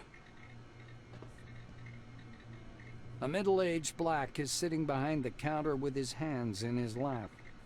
The buttons and zippers on his uniform are polished to a shine, and even his badge, Winston Botherby, Instructor, has been buffed so much it hurts to look at it. We found Trig, everyone. Botherby frowns as you approach. Your first act is being late for the briefing. You going to be late for your funeral as well? I can either say that I wish to receive military training, or I can snap to attention and report that you've been here for your assignment and want to receive it. I'm going to go for one. Screw this guy. The black looks you over. Yes, I see the weapon received checkmark. Looks like you are fully prepared to disappoint me. You are prepared, right, employee? I can say I'm prepared, or I can tell him that I'm against violence. How do you think that's going to go for military training? Botherby leans over the counter and directs you to the doors. Behind this door is a combat simulation computer. Launch it and begin your course. Oh good, I get to show you the actual combat. He raises his index finger. The conditions in the training zone closely simulate those one would experience in the field. Your goal is to avoid getting lost and dying of dehydration. And try to aim the barrel away from yourself when shooting. Pulling a notepad from his pocket, the instructor jots down your name. Your goal is to hit 3 targets. I'm going to monitor you and advise as necessary. And try not to burst into tears. That's all. Go ahead. I'm just going to leave. I'm not going to salute this prick. I should probably use the gun. Wait, what's the damage differences on the gun? 11 to 16. 13 to 16. Okay, our psionics is actually more powerful than our gun. Before entering combat, make sure you're prepared. Check your and your companions' health. Move your weapons from inventory to hand slots. Load your gun if necessary. Prepare medicine to counter health damage. Consider the sequence of actions and the direction of your attack. Or, well, just make a bloody mess. We enter Alpha. The picture slowly changes. Looking closely, you can see the lines being rewritten one by one. 3? What was 3? Okay, so the combat in this game is turn-based. It is very much like the original Fallout.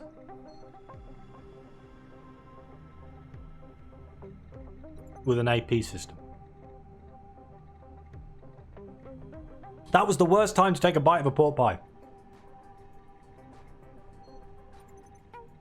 Oh, 3 was not taking the piss. That's American military service right there.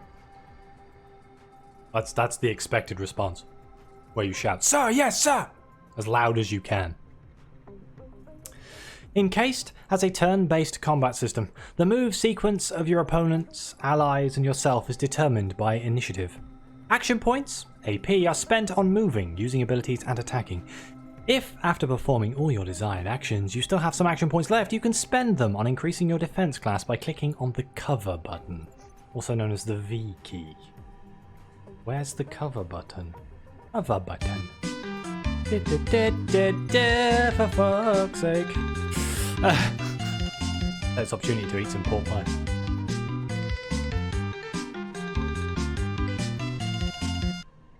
A bit too late. Fuck!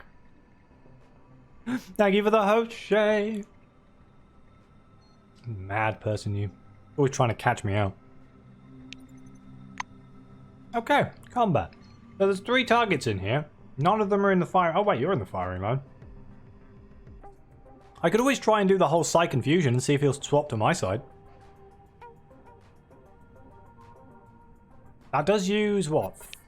4? Okay, so it's 4 to attack. Oh, that's annoying. I only get 1 attack per round. I'm like 1 AP short of doing 2 attacks. Let's do Psy Confusion.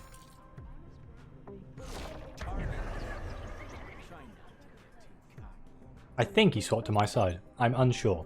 Psy Confusion, may attack, who knows, we'll see. And then I can press V to gain cover? Aha! Fuck him up! Damn it, I think he just shot. Nah, he's shooting at me. Ow. My face. My beautiful, beautiful face. Environment in combat.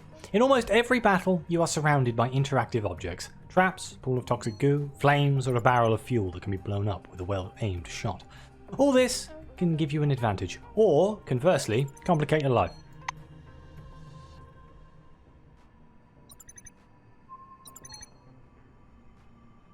So is this Weeb XCOM? No, this is not Weeb XCOM. This is more like, less like XCOM, more like Fallout. I guess the combat's got this sort of thing here, but I'd say it's closer to Fallout than XCOM. But hello, Brian. How are you doing today? Can I attack that fuel barrel with a psionic blast? Questions you don't think you're going to ask every day. Ha! Crew you!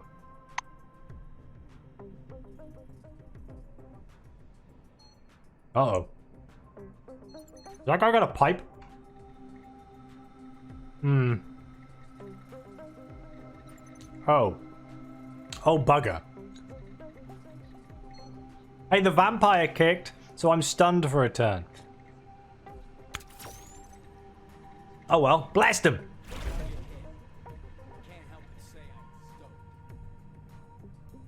Uh-oh. Dodge! I think my armor class saved me from taking damage there. He's enraged, so let's finish him off.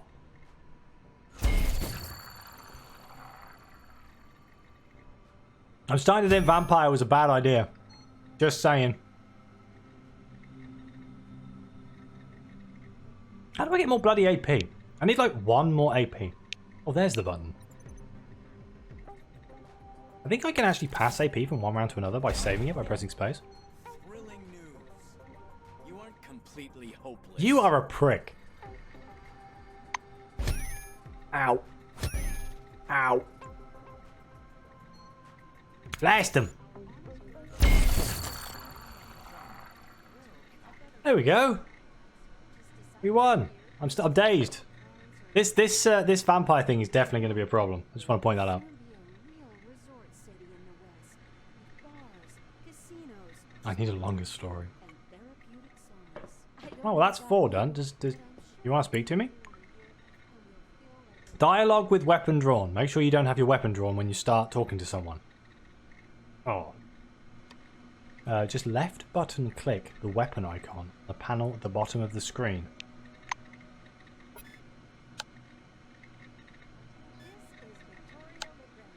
There we go. Botherby nods grandly. You made it through training without making a total fool of yourself. Congratulations. I'll send a report up the chain about your completely unanticipated success. You're dismissed, employee.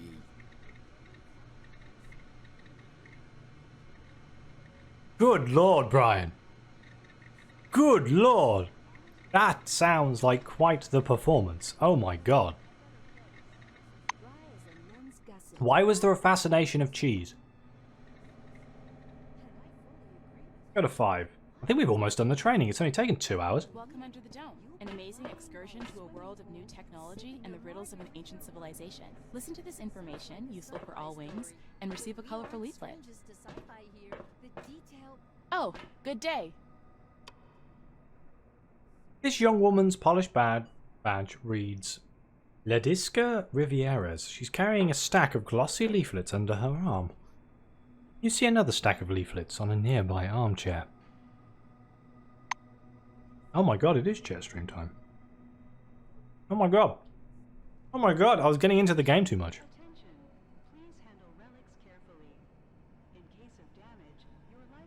Minnie Mouse? What's Minnie Mouse got to do with cheese? Welcome to the Dome, colleague. I have some useful information for every employee of our wing.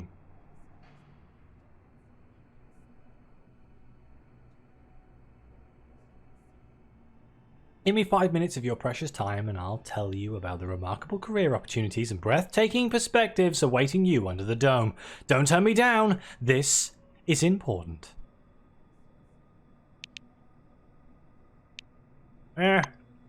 Great, take a seat please, and I'll tell you how Kronos will change your life. Have I ever told you guys about that time an environmental protester came up to me in the street and I spoke to her for like half an hour and the only reason I did it was because she was good looking? Have I told you about that story? That's got to come up at some point. Dear colleague, you've been entrusted with the great mission of being the best of the best, providing an example of justice and discipline, and being a role model for other employees. Today, Kronos employs around 35,000 people, forming an active, hard-working and united society from and united society from a broad variety of national, cultural, and social backgrounds. Your job is to maintain balance and stability within this society, ensure its efficient operation, and enforce the principles of equality, labour, and law. The Silver Jabbers. She's apparently rehearsed this spiel many times. Hey, most of the people on the streets were really not that great. And their accents were terrible and everything. I was like, oh my god. It's alright. I spoke to her for about half an hour, and then when she was like, are you going to donate? I went, oh, don't worry, I already donate to the cause, and walked off. Ooh. The silver finishes expressively. Looks at you expectedly. Oh, note that her speech was good, but you know how to improve it. Yes, I did just call somebody else's accent terrible. It's fine. The inane smile never leaves Rivieras' face. I'll be thankful for any feedback or remarks regarding my work. In written form, of course. You want to leave feedback, don't you? Say no and explain what's wrong with the speech. Let's go. You explain in a few words that a person who's just arrived under the dome might feel a bit lost, and that a promotional text needs to be presented in such a way that it jibes with the listener's expectations. Once she's targeted those expectations, she should create the need for a solution and only then propose that solution to the listener. That is actually very good advice. I'm a bit lost. Expectations, solutions, I suppose I get the gist. Hook, line, and sinker. Yes, exactly. They don't know how to solve their problem, while I do. And so that's what my speech should be about. Thank you. Cheer her up by bellowing, who's the best employee? You're the best employee. And then leave. Wait, are you leaving already? It just occurred to me. Bye. Oh. Shit.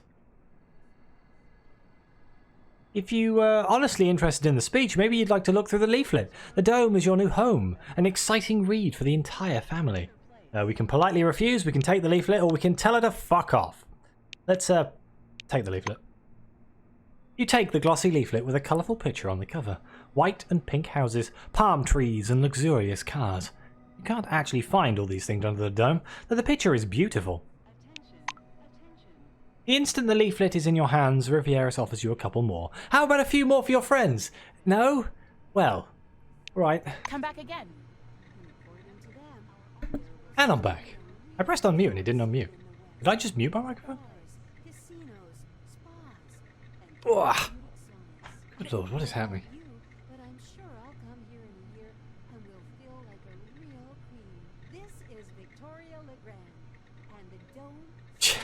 The chair isn't even facing us. Oh, I forgot to set the chair. Damn it. It's a valid point. Yeah, Shay has a pee bin. Right, we need to go and speak to this fellow over here. To my brief educational lecture and receive an Hey, first day under the dome? You feeling lost and scared? Oh my god, be quiet. Worried about ravenous sport? You see a tall scientist in a white lab coat, bathed in the dim lamplight. He almost appears to be hovering above the laboratory floor. Is that because he's sitting on a chair? The man turns at your footsteps. He's holding a paper clipboard and a pencil. His shimmering silver badge reads Sebastian Van Olden. Thank you, Shay. We heard every tinkle of the gushing pea stream.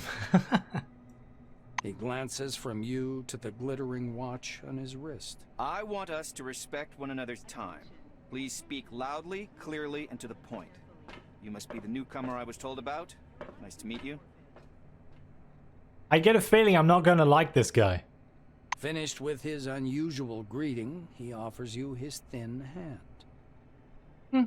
I'm here for my briefing. The scientist puts the clipboard aside, raises his watch for a closer look, and sets the timer.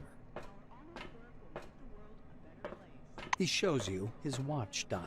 According to the rules of this briefing, I have to touch on a large number of topics. Therefore, I will do so very briefly. Do not interrupt me. When I'm finished, I'll answer your questions. Within regulations, of course. Sebastian produces his handheld and clicks some buttons. I checked your scanner. It's working and is connected to the Minerva database. Everything you scan will earn you Chronos or Forefathers knowledge points. What is Minerva? A decentralized computing system that facilitates information flow flow through the dome, created by Siamese twins Sid and Phil, and that certainly was reflected in its design. The instructor watches you with displeasure. Are you listening? Scan everything that might be of scientific interest. First of all, anomalies. They could be dangerous. Make sure to always have medication with you. Okay. He places a canvas pouch in your hand. This pouch is full of bolts. You can temporarily discharge an anomaly by throwing a bolt into it. It's primitive, but reliable. A la Stalker. Van Olden pushes a button on his stopwatch. So, my oral briefing fell within the allotted span of time. Any questions you want to ask Let's me? ask him all the questions. This is going to piss him off. What is the Minerva database? Sebastian snorts skeptically. Oh, great. You're even ignorant of the basics. Minerva is a mainframe located at Magellan Base, where you'll be going soon, by the way. The Minerva disk stores the database containing every piece of information about the Dome and the company's employees. It is thanks to this scanning that the database is constantly updated.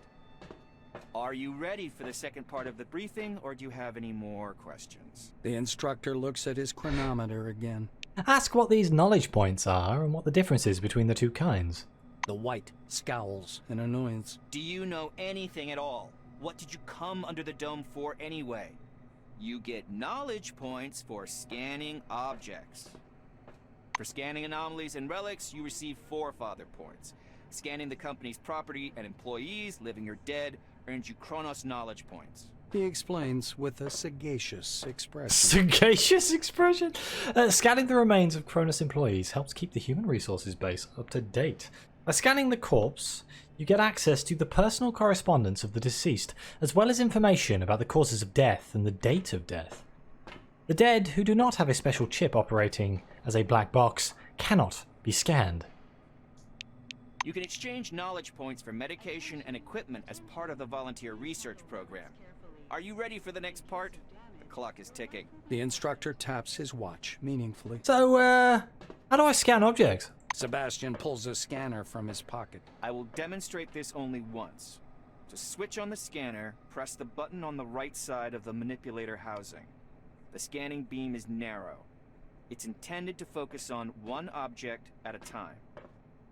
Van Olden turns on the scanner and continues. My advice is to scan anything that might be of scientific or statistical interest.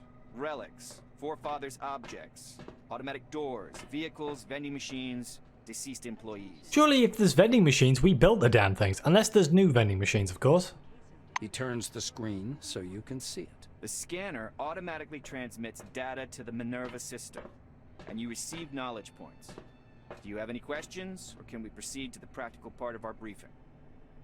Ask for a list of useful medications for researching anomalies. You'll need some one-use stimulator injectors, bandages to stop bleeding, and anti-radiation agents and radio protectors, including ARAD-3. The white ticks these off on his fingers. He produces a black-capped, transparent plastic jar out of his pocket. According to protocol, you should have this medicine. I'll give it to you as soon as we proceed to the practical part of the briefing. Are you ready, by the way, or do you have any questions? Ask him how exactly you can discharge an anomaly with a bolt. The researcher winces. Why do I have to spell out every single thing for you? Take a bolt, throw it at the anomaly, and it goes off. Any more questions? Say that you have no more questions and you're ready to proceed with practice. The scientist glances at his watch again. You're within the time limit for questions. The next step is training in the artificial eco-zone. He rests one finger on the button in preparation to start the timer. You're going to go downstairs and scan relics. I will be monitoring your progress. Please note there are several radioactive anomalies in the eco-zone. These are the same conditions you'll be working in the field. Radioactive zones and relics are quite common under the dome. So I can die. He smoothly extracts a jar of yellow pills from his pocket. Here's your ARAD-3. And one more thing. Just a moment. Oh.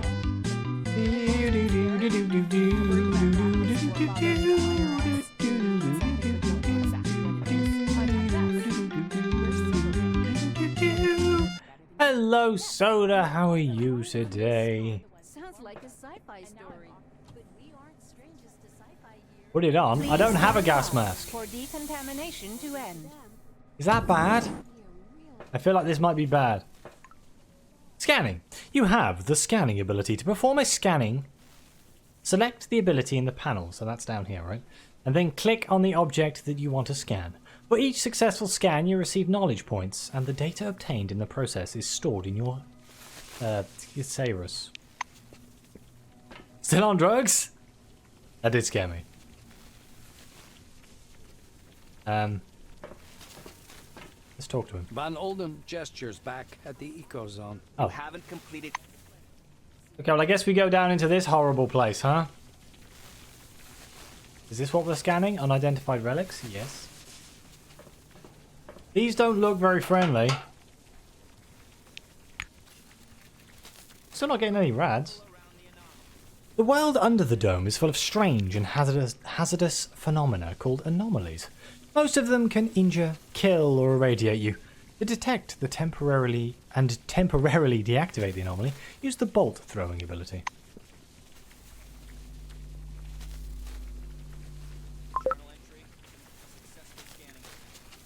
First class relic, presumed function, liquid container, liquid cooler, liquid producer. We gain some experience and some radiation. Great, look, our radiation's going up now. Oh dear. Let's just... Yeah. How's the wife? How are the kids? I don't have a wife or kids. And again, watch out for anomalies. Touch one and you'll be injured. Toss a bolt at the anomalies. Should I toss a bolt in just to see what happens? Oh, a secret. Oh, I don't have a shovel. Ah, I've been conned. I think I just licked it instead of actually... God damn it. I just put my head against it. It's like, oh, I kind of wanted to scan it. You want a wife or kids? Ooh, a military grade medkit. Excuse me while I steal all the stuff in here. Radforce. Agilone cablet. Capsules. God damn it. Cablets. What the bloody hell's a cablet? Steroid drug with mixed effects. Promotes increased blood flow to muscles and brain for a short period of time. Increases perception and deafness. And then, oh, it's just a med kit. ARAD biochemical resistance and energy resistance. And Radforce removes radiation. So I'm just going to take all that. Yeah, we scanned everything. Hey, and we didn't get horrendously irradiated, I don't think. Sebastian meets you on the platform. Your finishing time is within the acceptable range. Don't lick weird object. Your computer's your wife and you do have kids. They're just liquid. Oh, god damn it, Soda. Like Plankton has his computer wife. Oh my god, is that a SpongeBob reference? What's going on now? Have we killed any main characters? No, I think we're still in the tutorial. He clicks the stopwatch button, fixing the result time. Let's ask about the test results. The scientist turns back to his notes. Not bad. One question. You observed several anomalies while scanning. Why do you think they appeared? I'd like to hear your opinion. Oh my god, that Silver Wing response. Retort that you don't give a fig about the reasons. White Wing is putting a high-value asset, a manager, in danger. The scientist assumes a superior expression. I knew you'd come up with something like that. I see you understand nothing about the nature of anomalies. So let me add a couple of points. He glances at the shimmering blue light in the ecozone. The truth is, we don't know the precise reason for these phenomenon either. We actually know nothing, no matter how much we try to convince ourselves otherwise. Alexa isn't my waifu, goddammit. Sebastian points a thin finger at the clustered lightning. I personally believe that the anomalies are the dome's security mechanism. The ones you saw are relatively harmless, but there are different anomalies in the desert, phenomenon that toy with the human mind. That doesn't sound as fun. Van Olden clasps his hands behind his back. I know you don't care, but I'll say it anyway. Scientists today are required to be wonder workers who can heal cancer with a wave of their hand and solve the secrets of the universe during their coffee break. For some reason, no one wants to understand that fundamental science is always an investment in the future. It produces no answers here and now. The valid point. The White's gaze strays back to his clipboard. If something terrible happens under the dome one day, and I'm sure it will, science will protect no one. That is all. Off you go. Huh, off we go. So where do we go now? Was it? It was after doing all of that. It was First go to the into waiting dome? room, right? You feeling lost and scared? Worried Why the about bloody hell's the viruses waiting or room? bothers in the We do have a IRS? map. We're there. We've done the zone. Is this the waiting room down here? With Adolf Schmitz? It looks like a waiting zone. You need something but don't know exactly what it is? Contact us. We're Silverwing. We know what you need better than you do. Duh! We know all about your needs. We're a Silverwing. Yeah, waiting hall. out. Sweet. I can see that something's bothering you. Well, it's a bit of a private matter, you see. God. Come on already. We can't just hand Miss Norway over to the Silvers, see? She's unique among relics. Ed, we already discussed this. The relic's effect is well known. It's nothing but semantic imitation. I wrote you about it, remember? I know. Well, there's something else. She's rational. No, really. I've talked with her for hours. Damn it, Ed. The relic doesn't speak. It's some kind of subliminal wave field messing with your head. It's you having both sides of the conversation with Norway. It's all inside your head. You're imagining that it's rational. That's it. We've gone through all that. Doctor, what if it's the other way round? What if she made you believe she's not rational? Eddie! But you can't exclude the possibility, can you? So a guy's trying to explain that a relic is actually like an AI. Okay. Hello, gentlemen. You two look Please important. come here. There's an urgent task for you. Do I have to? Oh. How can I help? Too much talking. Brain can't concentrate. My derp. Thanks for the pity soda. Oh no. A tall, blonde man in his 40s mechanically touches the brim of his black cap, then extends his hand for a shake. His fingers are rock hard. He withdraws his hand as soon as you touch it. The badge on his broad chest reads Adolf Schmitz, Head of Security. Schmitz is studying your back. Disapprovingly, it seems. Then with the two biddies. I see you. I see you there. He wipes off the lint, a bit of lint off your shoulder, and adjusts the collar of your jumpsuit. Your uniform could use a wash. Badly. Mate, it's brand new. I'm Adolf Schmitz, head of the security service. You were to be sent to Magellan, but there was a change of circumstances. The black nods towards the door behind him. I've got an urgent order for you. Your help is needed at a nearby object. Mr. Kingsley is waiting right now to give your assignment. He'll tell you everything himself. Adolf steps aside, glancing down at your boots. He shakes his head morosely.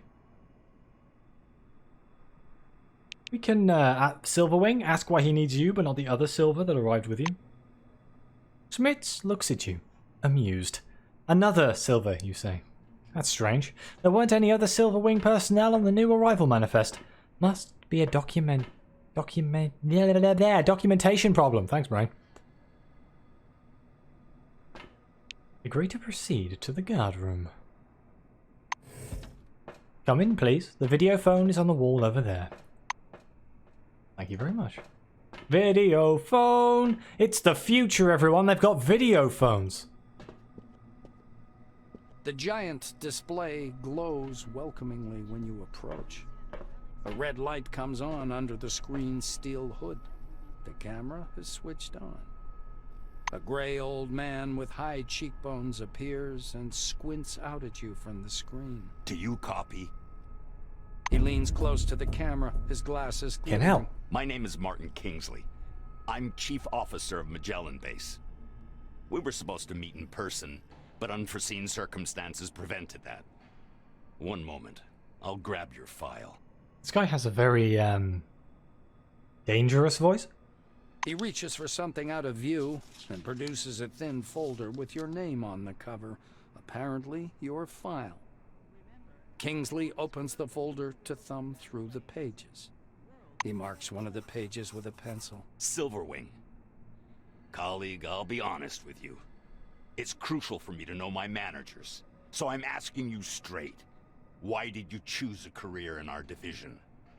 So we can either sidestep the question, confess that you enjoy having power over other people, answer that you're interested in auspicious projects and challenging tasks, or we can explain that it's all a matter of ambition, of your wish to make a lot of money and live a prosperous life. Money. Martin enters a mark somewhere in your file. We'll find a place to apply that ambition of yours, rest assured. Money. Yeah, I think the other Silver is going to end up being something, and I put him in the system, didn't I? So I'm sure that's going to bite me in the ass. Kingsley closes the file and folds his hands in front of him. Thank you for your reply. I learned a little more about you. Now I want you to learn a little bit more about us. Keep in mind, this is not a rehearsed speech. He assumes a serious expression. When the dome was discovered in 1971, it became a scientific and media sensation. A worldwide phenomenon, and likely the most significant discovery in the history of mankind.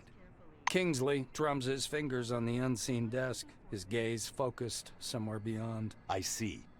You were enticed here by radio advertising, telefilms, and all those interviews, billboards at every turn. Cronus wants the world to see the dome as a stage where something merry and fascinating is going on. But now that you're actually here, I want you to see the real picture. I mean, I've kind of already seen the real picture, that this place is a sham, a con. You can't make out his eyes behind the glare on his spectacles, but he seems to be staring directly at you. Here's the truth. Nobody was waiting for us inside the dome. It's neither a treasury of technologies nor a cemetery of the ancients. Perhaps what we're doing now is defusing the world's most complicated bomb. Will our mission thrive? I believe so. If we work together and everybody does their part. He looks back at your file. I say, do what must be done. Because that's what the concept of the 5 wings is all about. Kingsley points at the camera. You're from Silverwing. Special requirements are imposed upon you. You must direct others whilst having no real power. You must provide an illusion of might and well-being, and be honest and wise enough to reconcile your actions with your conscience. No matter that one clashes directly with the other. I got this. Putting the folder aside, he sits back and stares at you in silence. It gets so quiet that the ticking of a clock can be heard through the speakers. Good lord, that's a good microphone. Kingsley sighs quietly. You were probably waiting for some boilerplate welcome speech. But I prefer to talk about real-world problems. Glad to meet you. Conscience? What's one of those?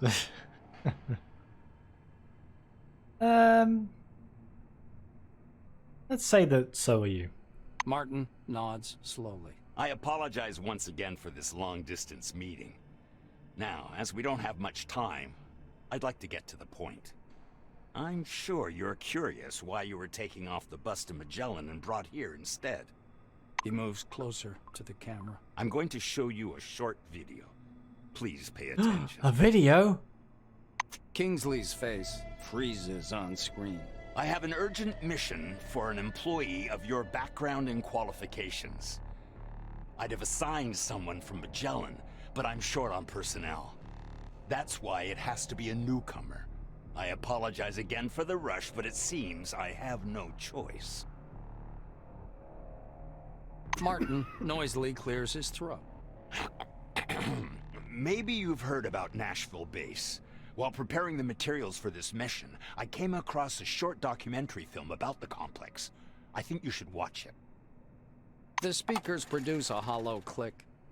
Purple, gray, and black spots flicker on the screen. A blurred title, The Cronus Archive 1971 to 1974, was used in the production of this recording, appears at the bottom. The shadow of an airplane flies across a faded yellow desert. A cheery voice fills the room. Every day, our researchers uncover more and more of the dome's secrets. There is no doubt the underground structures, so-called objects, are organized according to some pattern. Though early on, the importance of the relics to scientific research was considered insignificant. The desert dims into the black of a chalkboard. White lines drawn by an invisible hand begin to sketch a schematic of the dome. The narrator continues. By 1972, however, many important discoveries had come to light in a period of only a few months, and the construction of stationary research bases adjacent to the more promising objects began. Personnel moved into Ankara in May of 1972, and within half a year, Boston and Dessau were also brought into service, though the biggest discovery was yet to come. The picture changes to a chasm suffused with electric light, people bustling about everywhere. The speaker's voice seems to come from a distance. In November of 1973, a massive network of underground caves and a structure of hitherto unseen complexity was discovered in Sector C-12. Soon afterwards, the construction of C-12 Nashville began. I'll be back. Okay, Soda. Yeah, it looks like the map in Abduction. And well, I don't know where the dome is. I assume America, because of all the Nashvilles and all that sort of stuff. The camera glides through dim caverns as the silhouettes of bizarre mechanisms emerge. Metal structures loom up from the dark, surrounded by earth-moving machines and exhausted miners wearing orange jumpsuits. Ooh, a free Sam & Max game with Prime? The speaker continues. C-12 Nashville is an innovative research complex located atop the primary relic mining location. The complexity of this object is unique. Communications. The film abruptly cuts out, and Kingsley's face reappears. The rest of this information is classified. Hopefully you get the main idea. Nashville is a very special place, requiring people with both special qualifications and special clearance level, though yours will do for your task. So we're being sent into a highly classified military operation with high levels of scientific acclaim. But it's classified? You're sending us there. Surely that gives us access to the information. Oh my god, whatever. So what are we doing there? Actually, ask who else is in your group. Kingsley lowers his eyes and flips through some documents. Only the driver. The rest of the group has already departed. I'll tell you everything you need to know, don't worry. Okay, well, poo. What is my task? Martin adjusts his glasses. So, the task. Nashville base stopped transmitting and receiving signals yesterday evening. A reconnaissance group was sent out earlier today, but we haven't heard anything from them yet either. The chief officer rubs his forehead. Normally, I would never give this task to a newcomer like yourself, but I just don't have enough people. He looks down at the documents again. Furthermore, the group was lacking someone with your specialization. I thought the mission would be quite straightforward and didn't send any administrative personnel. Now I suspect the Nashville situation may be much more complicated. Ah, yes, send in the manager. Kingsley is looking into the camera once more. Your task is to get to Nashville, figure out whatever's behind the communication problem, get in touch with the group, and work with them to solve the problem. The chief officer carefully returns the documents to the folder. You notice his hands tremble slightly. Go downstairs. The truck must be waiting for you in storage. This task is urgent, but a small delay is acceptable if there's anything you need to settle here first. That is all. Any questions? I think we're ready to get started. Kingsley's hand reaches toward the camera. Great to hear. Take care of yourself. I'll talk to you later. Exactly, they didn't have a manager and it's all just gone to shit. Prepare yourself to leave the base's defensive perimeter and venture into the outside world of the dome, where you must rely solely on yourself and your companions. Check your gear one last time and go to the orange truck waiting for you in the garage, on which you will continue your journey to the Nashville facility. Later in the game, you'll be able to acquire your own vehicles, which will act as mobile base of operations and give you unprecedented freedom of movement. Oh dear. I breathed something in then, and I shouldn't have. Look at this. I want this car. I want the Jupiter Moon car. Let's go. Squabble with the wife, scratched up the paint on your car. An unremarkable Jupiter Moon covered with a thin layer of desert dust is parked in the repair bay. Oh, open the door and get in. You plop down onto the soft seat. The car smells like gasoline. This warm, familiar odour is coupled with that of some vaguely familiar chemical. Let's look in the driver's side mirror. In the reflection, you see a slice of the rear fender and a small car covered with a tarp parked behind you. Look in the back seat. The back seat is covered with clothes. There are a few dank-smelling shirts, a light jacket, and a silver wing blazer. There's a little bag under the blazer. You find a container of anti-rads and yet another can of soda in the bag. You decide to keep the loot. Why not? Yahaha! Examine the dashboard. Nothing remarkable about the dashboard. The odometer reads 86,000 miles. Good lord. What's in the glove compartment? All you find in the glove compartment are a couple of old magazines and a dome road map. Start the engine. You turn the key and the car is filled with a quiet, rhythmic rumble of the engine. Out of the corner of your eye, you notice that other people in the repair bay have stopped working to observe you. Seatbelt on? You click the seatbelt securely in place. It's a good habit. Way better than stealing other people's cars. Do we steal the car?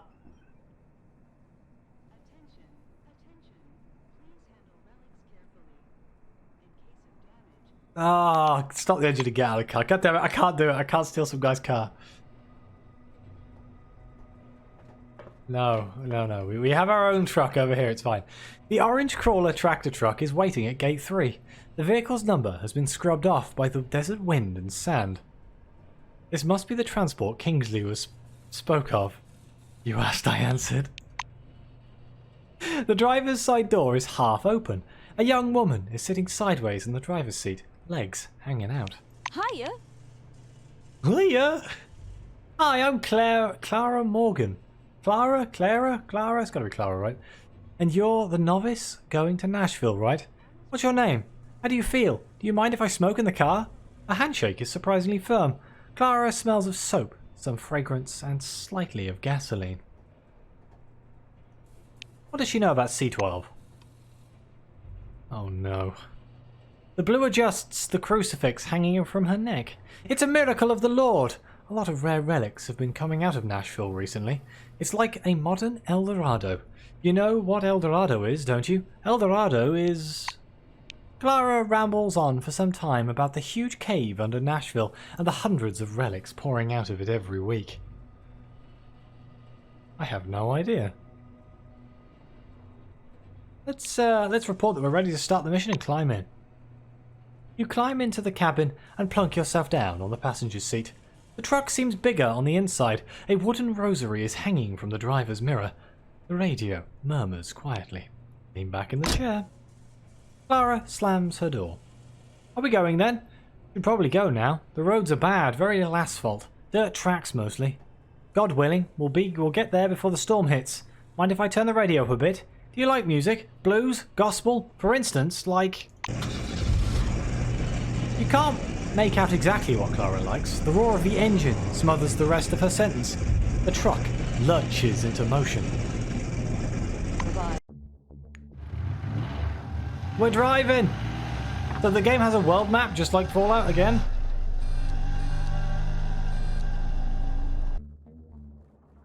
Which is kind of cool, so you get to explore all the areas in the map. I haven't actually done much exploring. Yeah, how would Sylvie know? I know. That's the weirdest thing there, isn't it, in that conversation? By 1973, the northern and eastern parts of the dome were covered by a developed network of roads, along with related infrastructure, cafes, motels, and of course, gas stations. Today there are little more than a dozen gas stations, but Cronus management expects to bring their number to 50 by 1975. God, that sounds like the government, doesn't it? The dome as your new home leaflet. The highway leading to C-12 Nashville is blocked by an anomalous storm, and you're forced to detour over a mountain pass. Soon, the radiator boils over, and you have to stop. Clara lifts up the hood and thoroughly examines the steaming radiator. The engine's boiling, so we'll have to wait. You do know what happens when a car boils, right? It's... The Blue shuts her mouth abruptly and stares anxiously at the dark funnel cloud dancing on the horizon. Now that you're on higher ground, it's clear that the storm has overtaken a fairly large section of road. It will be difficult to pass. Let's ask what we should do next. The Blue looks at the engine again. We wait. As soon as it cools down, we'll go. This storm worries me more, but it's not an insurmountable problem. I heard there are some relics at the local gas station that protect against anomalies. You could even accidentally step on one out here, they say. Mysterious are the ways of the Lord. Can you tell me more about these relics? Your companion perks up a bit. She seems to be interested in this subject. This place is registered as a resource anomaly zone. Do you know what that is?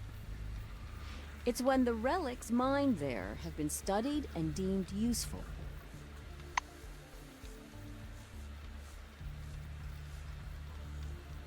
You're going to read that? Not much is known about these relics. They dampen anomaly fields, even very strong ones. They're also found in other parts of the dome. They're known as bronze apples, or... Is that aluminum? That's the American spelling. Aluminum apples? I don't remember, but something like that. Let's ask about anomaly storms like this one. The Blue looks at the storm once more. There have been more and more of these lately, and they're getting stronger.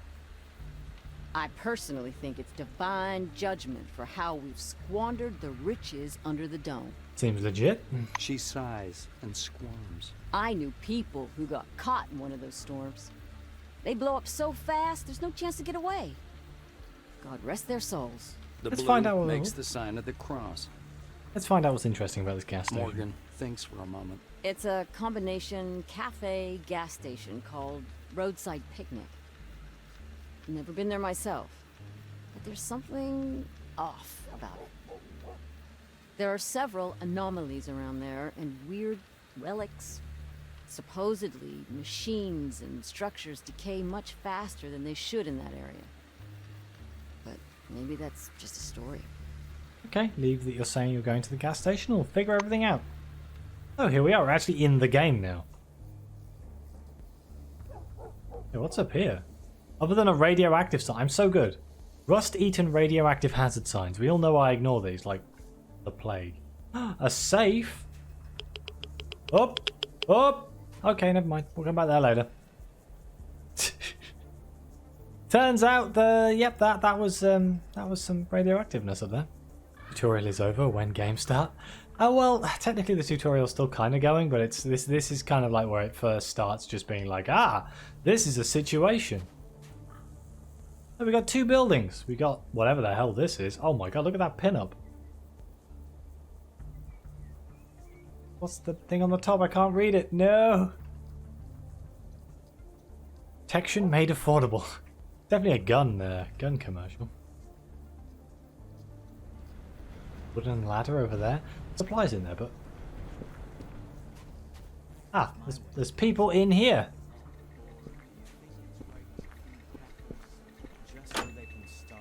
Out of stock, out of stock, out of stock. Come on in, since you're already here. They seem to be doing well for stock. Hello, Aaron Melville. A weird, scruffy old man with a matted beard is sitting in front of the checkout terminal. The badge on his blue jumpsuit is long since bleached away. The name Aaron Melville is written there in black marker. Well, hopefully we get a little bit more combat so I can actually show the combat side of things. Like we had the tutorial combat. I suppose that's a good idea of what the game is like, but you know. With a groan, he picks up a magnifying glass and peering through it, begins poking at the keyboard with one knobby finger. Oh, people who type with one finger. Computer plays a short tone. Checkmate, the system declares. The old man angrily sets the magnifying glass aside. A Grand Master? He raises the old Whoa. man frowns and sniffles loudly. My bad. You want to write a complaint? Go ahead. I think it went horribly wrong there. When he realizes you're not going to complain, the surly expression slowly leaves his face. The angry look turns to a sad one. From what I After a remember, brief pause, he speaks again. Yeah, well, I do have some problems. he basically told us to bugger off because we haven't got any coffee, if I remember correctly. Wasn't this story mode? This wasn't story mode. The old man Journey lowers mode. his voice almost to a whisper. The oranges pick on me. Escapees by the look of it. They demand food, money, gas. I've got a turret at the entrance, but it doesn't do no shit. I stand in, screwed something up with the circuitry in the basement. I'll take a look when I get a chance. But with my leg acting up, those rickety stairs just ain't my cup of tea. So here I am, sitting and playing chess, waiting for those bastards to come back. Melville's getting grim again. He adds, It's my business, and you'd best stay out of it. But if you want to, here's the key. Go down to the basement and see if you can do something with the generator. Maybe you could get the turret to work. That would make things easier. So we can say we wouldn't mind a snack. It is a cafe after all. Is that a fucking bird? What a horrible noise. We can say our truck broke. Let's tell him our truck broke down. I'm gonna click the old these. man throws up his hands with a scowl. Then go fix it. One of those people. Okay, say you wouldn't mind a snack. The old man sniffs, annoyed. Get some noodles from the vending machine there. I told you we're closed. There aren't any deliveries. Ask the old man if he knows how to protect the truck from anomalies. Melville reluctantly points a crooked finger at the front door. Go out there and walk over to the gas station. Go down to the basement. There's an anomaly, a tree. It's glowing. And there's some golden thingies hanging off it. We make special devices from that fruit called anomaly protectors. Should one be laying around on the floor, go grab it, then put it in the truck and bug off to... where was it you was going to? That's where you bug off to. The blue starts slapping the pockets on his overalls. After a little digging, he pulls out a little key on a shoelace. Only take the device, you hear? It's company property. I should be charging you myself, as a matter of fact. Well, thanks for the key. Okay, so we can go to the gas station across the road, or we can go down into the basement. Can we steal everything that isn't nailed down? Yes, we can. Potatoes! Boil them, mash them, stick them in a stew. A pile of what am I supposed to do with a pile of paper?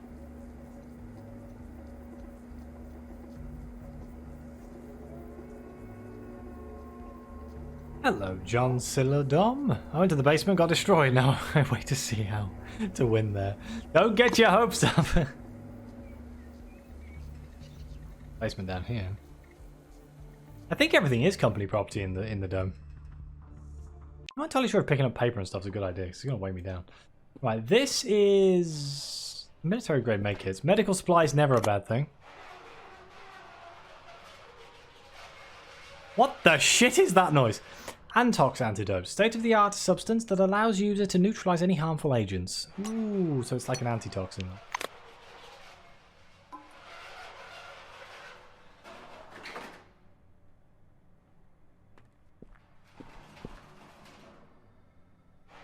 A thin pipe behind the vent grid is producing strange sounds.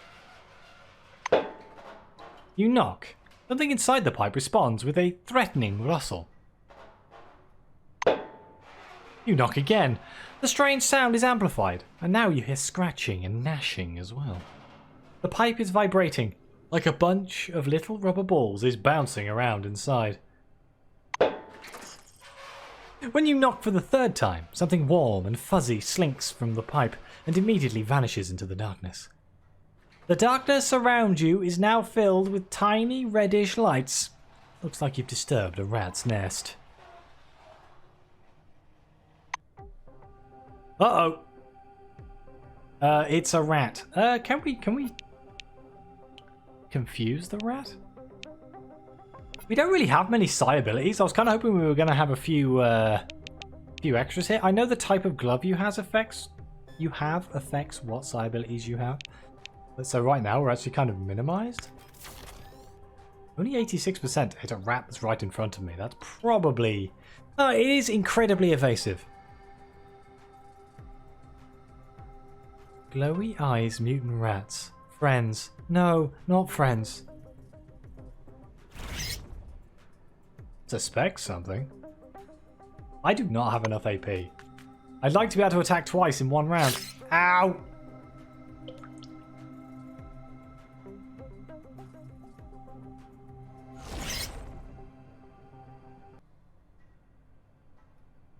What does that symbol mean? Okay, so we can pick up the rat tail. Ooh, nasty food for 150 turns and nausea for 600 turns. The best homebrew ingredient, according to some Cronus' more eccentric employees. You can also eat it if you have an equally strong stomach and nerves. A rat eye? I am not eating a rat.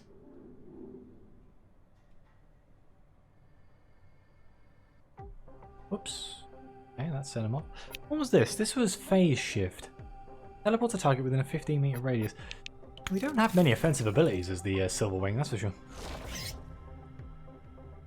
Squeak! Save my points. Hopefully he doesn't have enough movement to get to me and I can smack him next turn. Goes. Can I hit that? Nope, he's out of range. More rat legs and feet and eyeballs. I can stealth mode. I don't know how stealth works. You ate mystery meat before. Rat won't hurt you now. Well, you raise a valid point. Stealth mode allows you to steal and move without being detected by your opponents. While in stealth mode, watch the detection indicator above the character. Once the indicator is full, you will be detected. I wonder if it gives me like a critical attack chance bonus or anything like that. I didn't mention it in that tutorial, so I'm not holding my breath.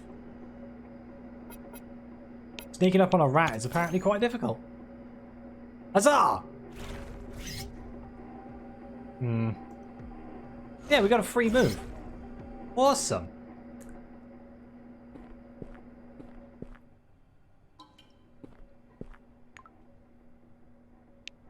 Okay, well here's the generator. Requires 20 tech. Well, piss. Is there like a toolbox around here somewhere?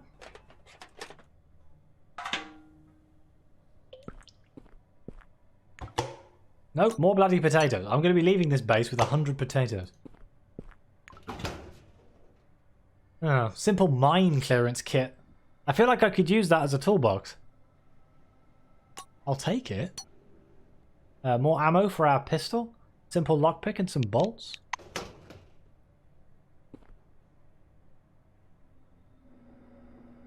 Box over here.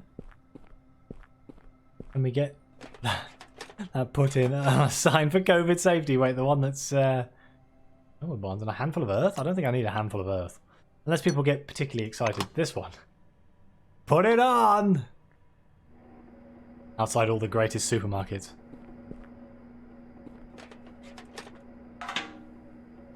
Canister? I don't know what the canister's for, but it's worth like 200 credits. Strongly of gasoline, so it's fuel. I wonder if I need that to get a car for a car to run. I don't actually know.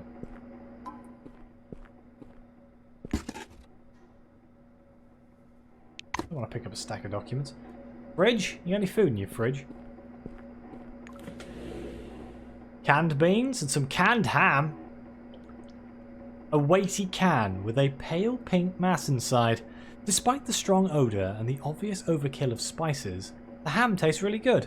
Made to order by Danny Reynolds Supplies. I think I'd fancy that. It kind of reminds me of Spam.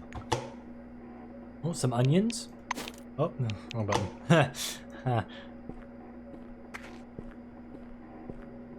looking for a goddamn toolbox. Something that can increase my tech. Or a magazine. I think you can get magazines that increase skills, like in Fallout 2. Shotgun shells. Don't have a shotgun, but why not? I don't want paper. Blum. Don't be silly. Wrap your... God damn it. God damn it, Soda. A reagent box?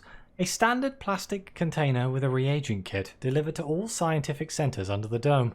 It has many potential uses, not all of them legal. And a polymetallic ore. Wow, 300 credits.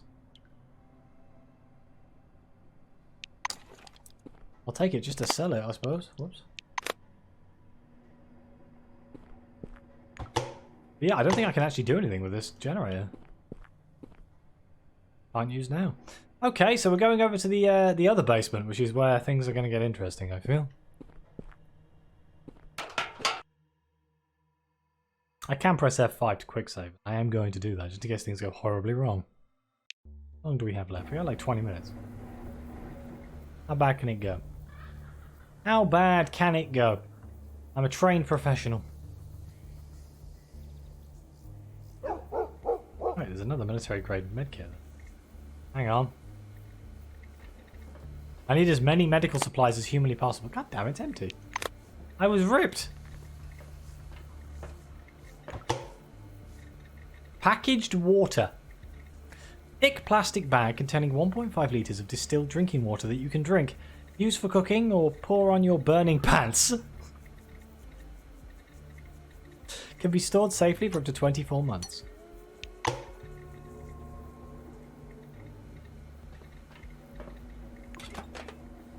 Money. And a tin can. Might be useful for crafting. I guess I'll take it. I searched the fridge, right? Nope. That's uncooked chicken eggs in it. A healthy food, apparently. I'm guessing we're going to have to cook it for it to not give us, like, food poisoning or something. Decommissioned turret. At least it's not dehydrated water? How do you rehydrate dehydrated water? Wouldn't go in there if I were you. It's a dead-end job. It's a dead-end job. Hello, Travis.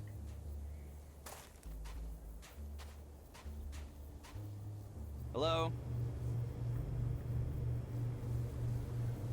A man in a dirty blue jumpsuit is sitting on a bench by the gas station. He's holding a cotton pad and balancing a piece of rock on his knees. The blue moistens the cotton pad with alcohol, then runs it over the stone. Then he squeezes the essence into a metal jar. The jar emits a golden light. What are you doing?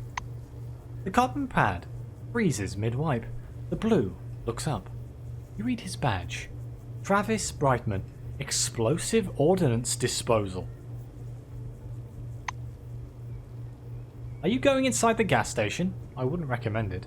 The blue squeezes the pad and sets it aside. You can see he's a little nervous. What's wrong with the gas station? Brightman shivers as if suddenly chilled. It's like this. There are all kinds of anomalies, and some of them are just horrible. You get me? There are a lot of such places, and awful things happen to anyone who stumbles across them. The gas station itself isn't that bad, but the basement? Travis looks thoughtfully into the void. There's something there, something like a tree, and it's running out of room. Soon it'll be big enough for the space, mark my words. Sometimes it shreds, sheds even, these smaller relics. They're nothing special, but they do protect you from all kinds of anomalies, which is useful. I found one myself, but the effect has already worn off, and I'm not going back for another. He gestures you to lean in. There's someone in the basement, a very skeezy someone. Not alive, but also not dead. In one word, a nasty thing. I don't recommend meeting it. So what are you doing? Brightman scans you closely. That's not a rhetorical question, is it? I'm sitting outside a weird gas station with a basement straight out of the Weird Tales, mining relic dust. Here we go. Charm. Marvel at it and say it must be an insanely interesting job. Travis smiles condescendingly. Not really. It's, you know, kind of like living by the sea. Walk along the shore and you find all kinds of weird stuff washed up by the waves. Sometimes it's interesting. Mostly, it's just junk. Brightman pushes the jar towards you. The grey emulsion inside glows with a golden light. Even the oranges are squeamish about this shit. It's real hard to get, although it's good money. Labs buy stuff like this all the time. I don't know why, and I don't care. The main thing is, they pay for it. Cronus is exploiting the heritage of mankind. Why can't I make some extra cash on the side, too? I need a second host. So much reading. You blew it too soon, Shay. You blew it too soon. Is there anything interesting around here? This place is full of interesting stuff. It's an anomalous zone, after all. Machinery doesn't last long in this area, so I walked here. The whites say it's a typical retrograde anomaly, and even I know where the source is. The blue turns to look meaningfully at the gas station behind him. It's all from the gas station. There's a huge, second-class fractal relic in the basement, and sometimes small golden balls fall off it. I would take a couple for myself, but, well, there's something weird going on in there, and I advise you stay away. I was really hoping he was going to help me here. Oh yeah, there's a path behind the diner that leads to the swamp. That's where you find the micro-lugs. I've marked the place as worthless, though it's beautiful, of course. Why is it worthless? A man working in the swamp told me wherever you find microlugs, you find moboys? Well, wherever you find them, the moboys, you'd better not go. I'm glad the passage to the swamp has been blocked up with rocks. Feels safer. So what's exactly going on in the basement? Brightman waves you off. Alright, as long as you leave me out of it. 2 words. Something living. There's something alive in there, and it barely resembles a human being. That's enough for me to keep my distance. Okay. I hope to see you again soon. That did not go the way I was hoping. I was hoping for some kind of assistance here. Plastics. Big plastics. Are we ready? A lot of supplies in here. Let's rob the place blind. Empty. God damn it! Somebody's got here before me. Bastards. More bagged water. My personal box? What is my personal box? Is that like if I put stuff in here, it transports all over the place? Let's put something in here and see if that's true. Let's put in... Can I split a stack?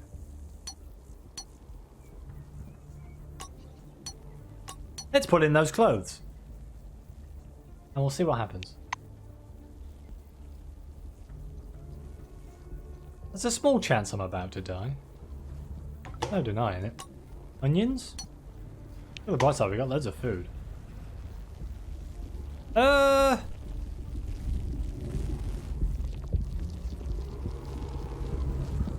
Let's not go out there. That seems like a bad idea.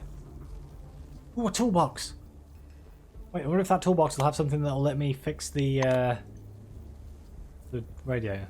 Radiator? Generator. Crowbar. A simple and indispensable tool with broad applicability. You can even use it to break walls. It's more often used on heads.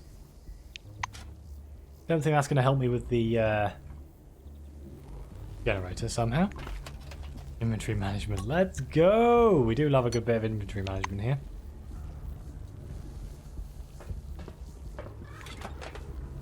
Empty beer bottle. Oh, can I make a Molotov cocktail? I mean, I have gasoline. I have rags. And I have empty beer bottles.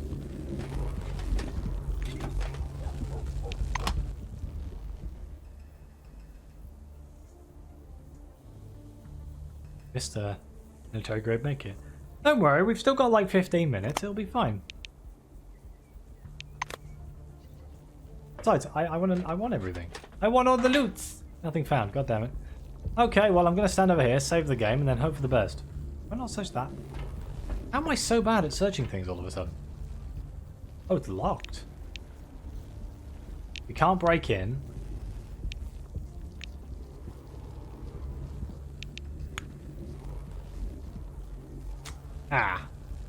can't lockpick it, and I can't break in. So, yep, can't get in that one. I guess I need to get some tech skills so I can... Ooh. Guns... Bullets for guns I don't own. Ah, craft something. Chemistry... Oh, it's a chemistry workbench. I'm not sure that helps me with, like, Molotov cocktails.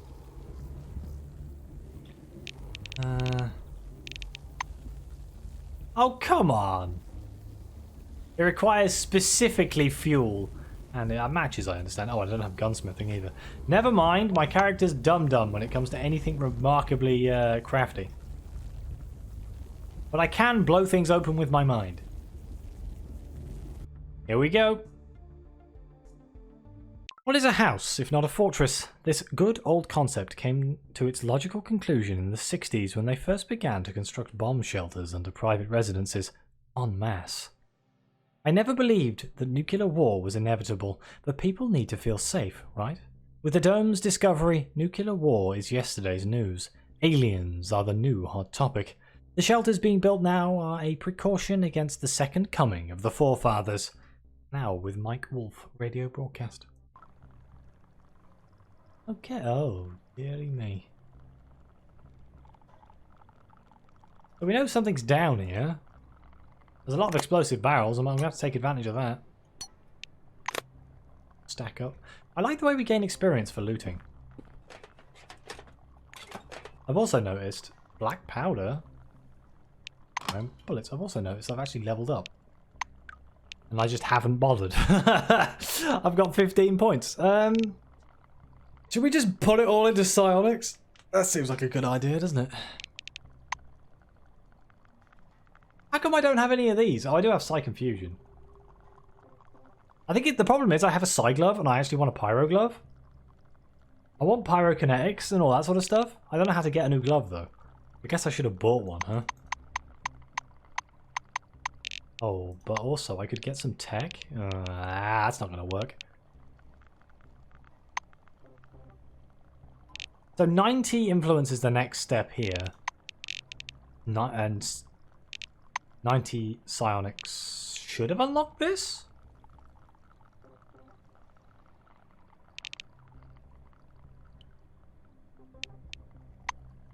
How not unlock that? At 90. Curious. I've already saved.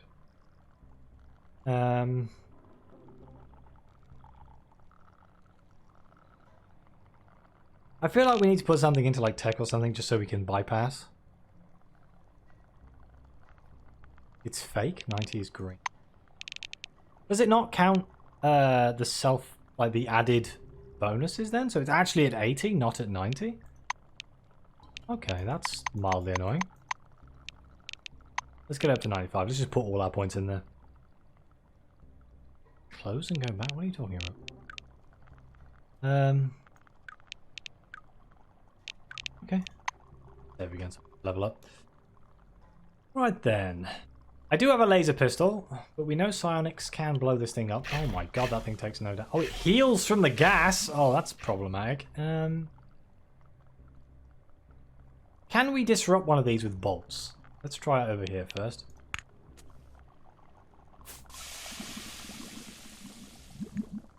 The Hydra anomaly. Second group prevalence anomaly, third class hazard. Presumed function, life form, industrial solvent, industrial waste. The anomalous region emits waves of increased pressure which can reach 96.7 MPa. It kind of looks more like toxic venom, not gonna lie. Oh, I see what you mean, out of the menu.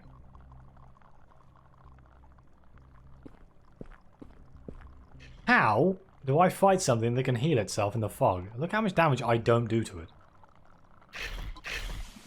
My options are slightly limited too. I only have the side glove. Well, we're going to go for like stealth, in for a free hit. And try and get him when he's standing next to one of these explosive barrels, I guess? Get like a really good first strike. Assuming it's actually hostile. I'm going to assume it's hostile. Should we just go with the assumption that it's hostile?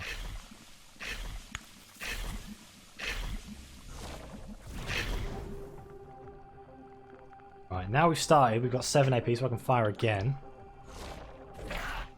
Ooh, minus 21, Jesus. And then I'm going to save my AP so we can do 2 shots in the next round. Or you can stand next to that explosive barrel.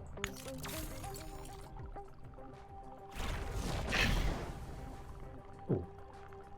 Something costs more than I thought it would, but okay. This might be painful.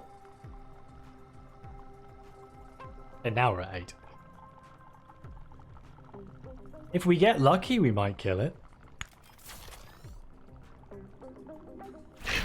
Oh dear. This might hurt.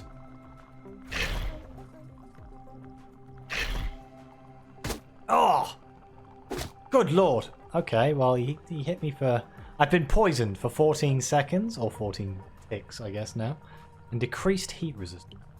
But he's almost dead. 11. Damn it, I needed just a little bit more. Can I shoot him? Ha-ha! Get blasted! Or shoot the wall. Shoot the wall. Why not? I mean, I could teleport. It costs 6 though. I need more AP. That's what I need. I need to find a way of getting more AP. I should probably be putting my points into something else. Because, like, if I picked him up, I could put him next to an explosive barrel and then shoot the explosive barrel sort of thing. Take that, wall! I never did like you, wall! Hopefully, though, this is death. There we go. And we gain some fatigue, because vampire. And I'm dying from poison.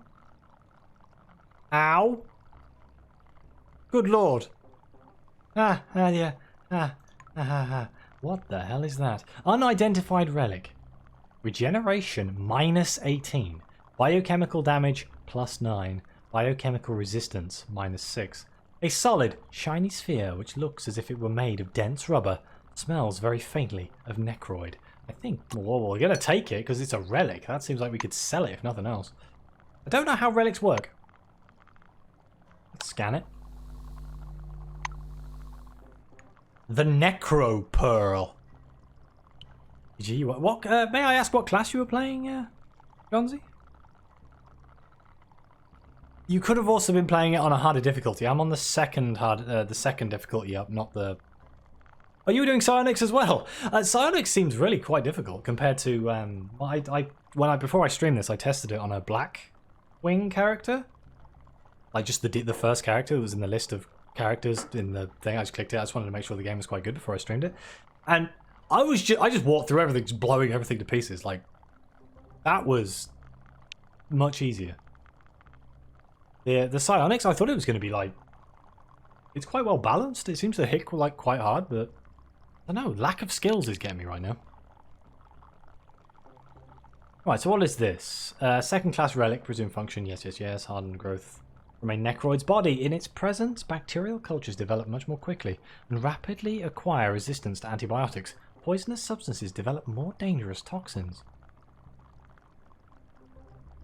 The whole regeneration -18 kind of scares me slightly. There is one thing we can do though, because I picked the medic class, I can actually do first aid on myself. There we go.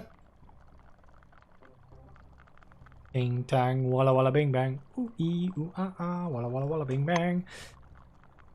And because of the vampire, like our fatigue is just like non-existent. Excuse me? Secret discovered? Ooh. Tech +20 temporarily. Ooh, can we use that to fix the generator? Hang on. I need to end the stream really soon. But before I go to the tree, because I've got I'm sure it'll be fine. Oh, it was this. Hang on. Transition. Where does that go? I think it takes me around the back of the... Haha! We get to avoid all of the poison! Oh! Could you use that to actually avoid the bad guy? If you went stealthy, if you stealthed, because he's like, when he walks halfway down, you could go through the wall and then pop out here. Now you're at the tree, so you could get what you needed. That's really cool. I watched the some of the trailers and things for this, and they were like, you can do the entire game without getting into combat. And I was like, oh my god. Let's scan the tree. Not my style, I like killing everything. The Apple Tree Fractal Crystal. Second-class relic, presumed to function, intelligent analytical system. Defensive system component, biotechnological weapon, auxiliary computer, forefathers observer unit, or an actual forefather itself. Confirmed function, generator of small relic forms, so-called brass apples. There's not going to be a stream extension. My voice is dying. It grows in a fractal pattern and emits a weak electromagnetic field. Instances are narrowly directed radiation have been observed. As much as I'd like to play more of this game, because I am very, very much enjoying it. Oh, there's the brass apple relic. So that lowers my precision, but it gives me 1 extra AP. That could be good. That could be really good. It doesn't see the but I'm gonna be able to cast twice, but I'm gonna increase my chances of missing. Let's scan it. Whoops, I pressed 1. That wasn't what I wanted to do at all. How do I get into the Cronus? Was it R? No. Oh well. Let's read it here. Second class relic, presumed function, energy transformation, sports equipment, ball bearing, toy, cult object, or pet. Confirmed functions, limits abnormal radiation across a wide spectrum. Strong psi radiation detected, forming a semblance of a force field. Upon contact with the relic, subjects exhibit increased agility in combat simulations. However, trembling hands negatively impact accuracy. Yeah, we have a relic thing here, so we've lowered our precision by sizable amount. -15. We weren't very great to begin with. Why do you have a pancake? Oh, I fancy a pancake. A pancake would be a good one. I'm curious how the regeneration works here. Don't know. I'd have to look into it, and there's a container over here that has an anomaly projector. Handicraft device built on the principles of electromagnetic induction. The core of a relic known as a brass apple. I think that's what we actually need to get out of here.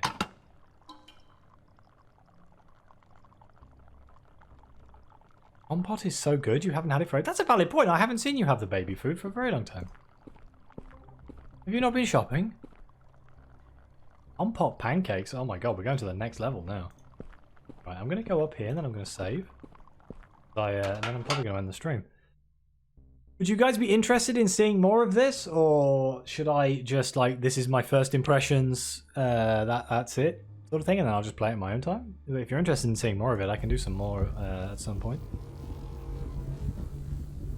I'm enjoying it immensely, but this is my kind of game.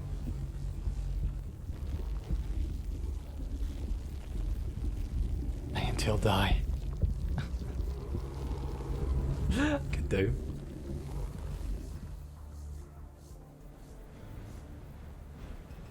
There's a man standing in the car park. We saw the tutorial. Okay, I'm guessing that's we'd like you to play more. Okay. Well, that means. I mean, I can play it on Wednesday, I guess. I've searched all that stuff. I'll play some more of it on Wednesday. I kind of want to see where the psionics goes. I want to see how the Wasteland Witch thing pans out. The people have voted. I mean, I like it. Well, I will admit, it has taken us 3 hours to basically get through the tutorial, but I would like to say that the tutorial is very good, and it covers most of the basics of the game. Alright, I will put it as a strong possibility for Wednesday or Friday. That's my 2 days that I stream. Sure. What day is best to do it on? Who knows? I'd like to see something that isn't the tutorial. Well, I had to start at the tutorial. I didn't have much of a choice.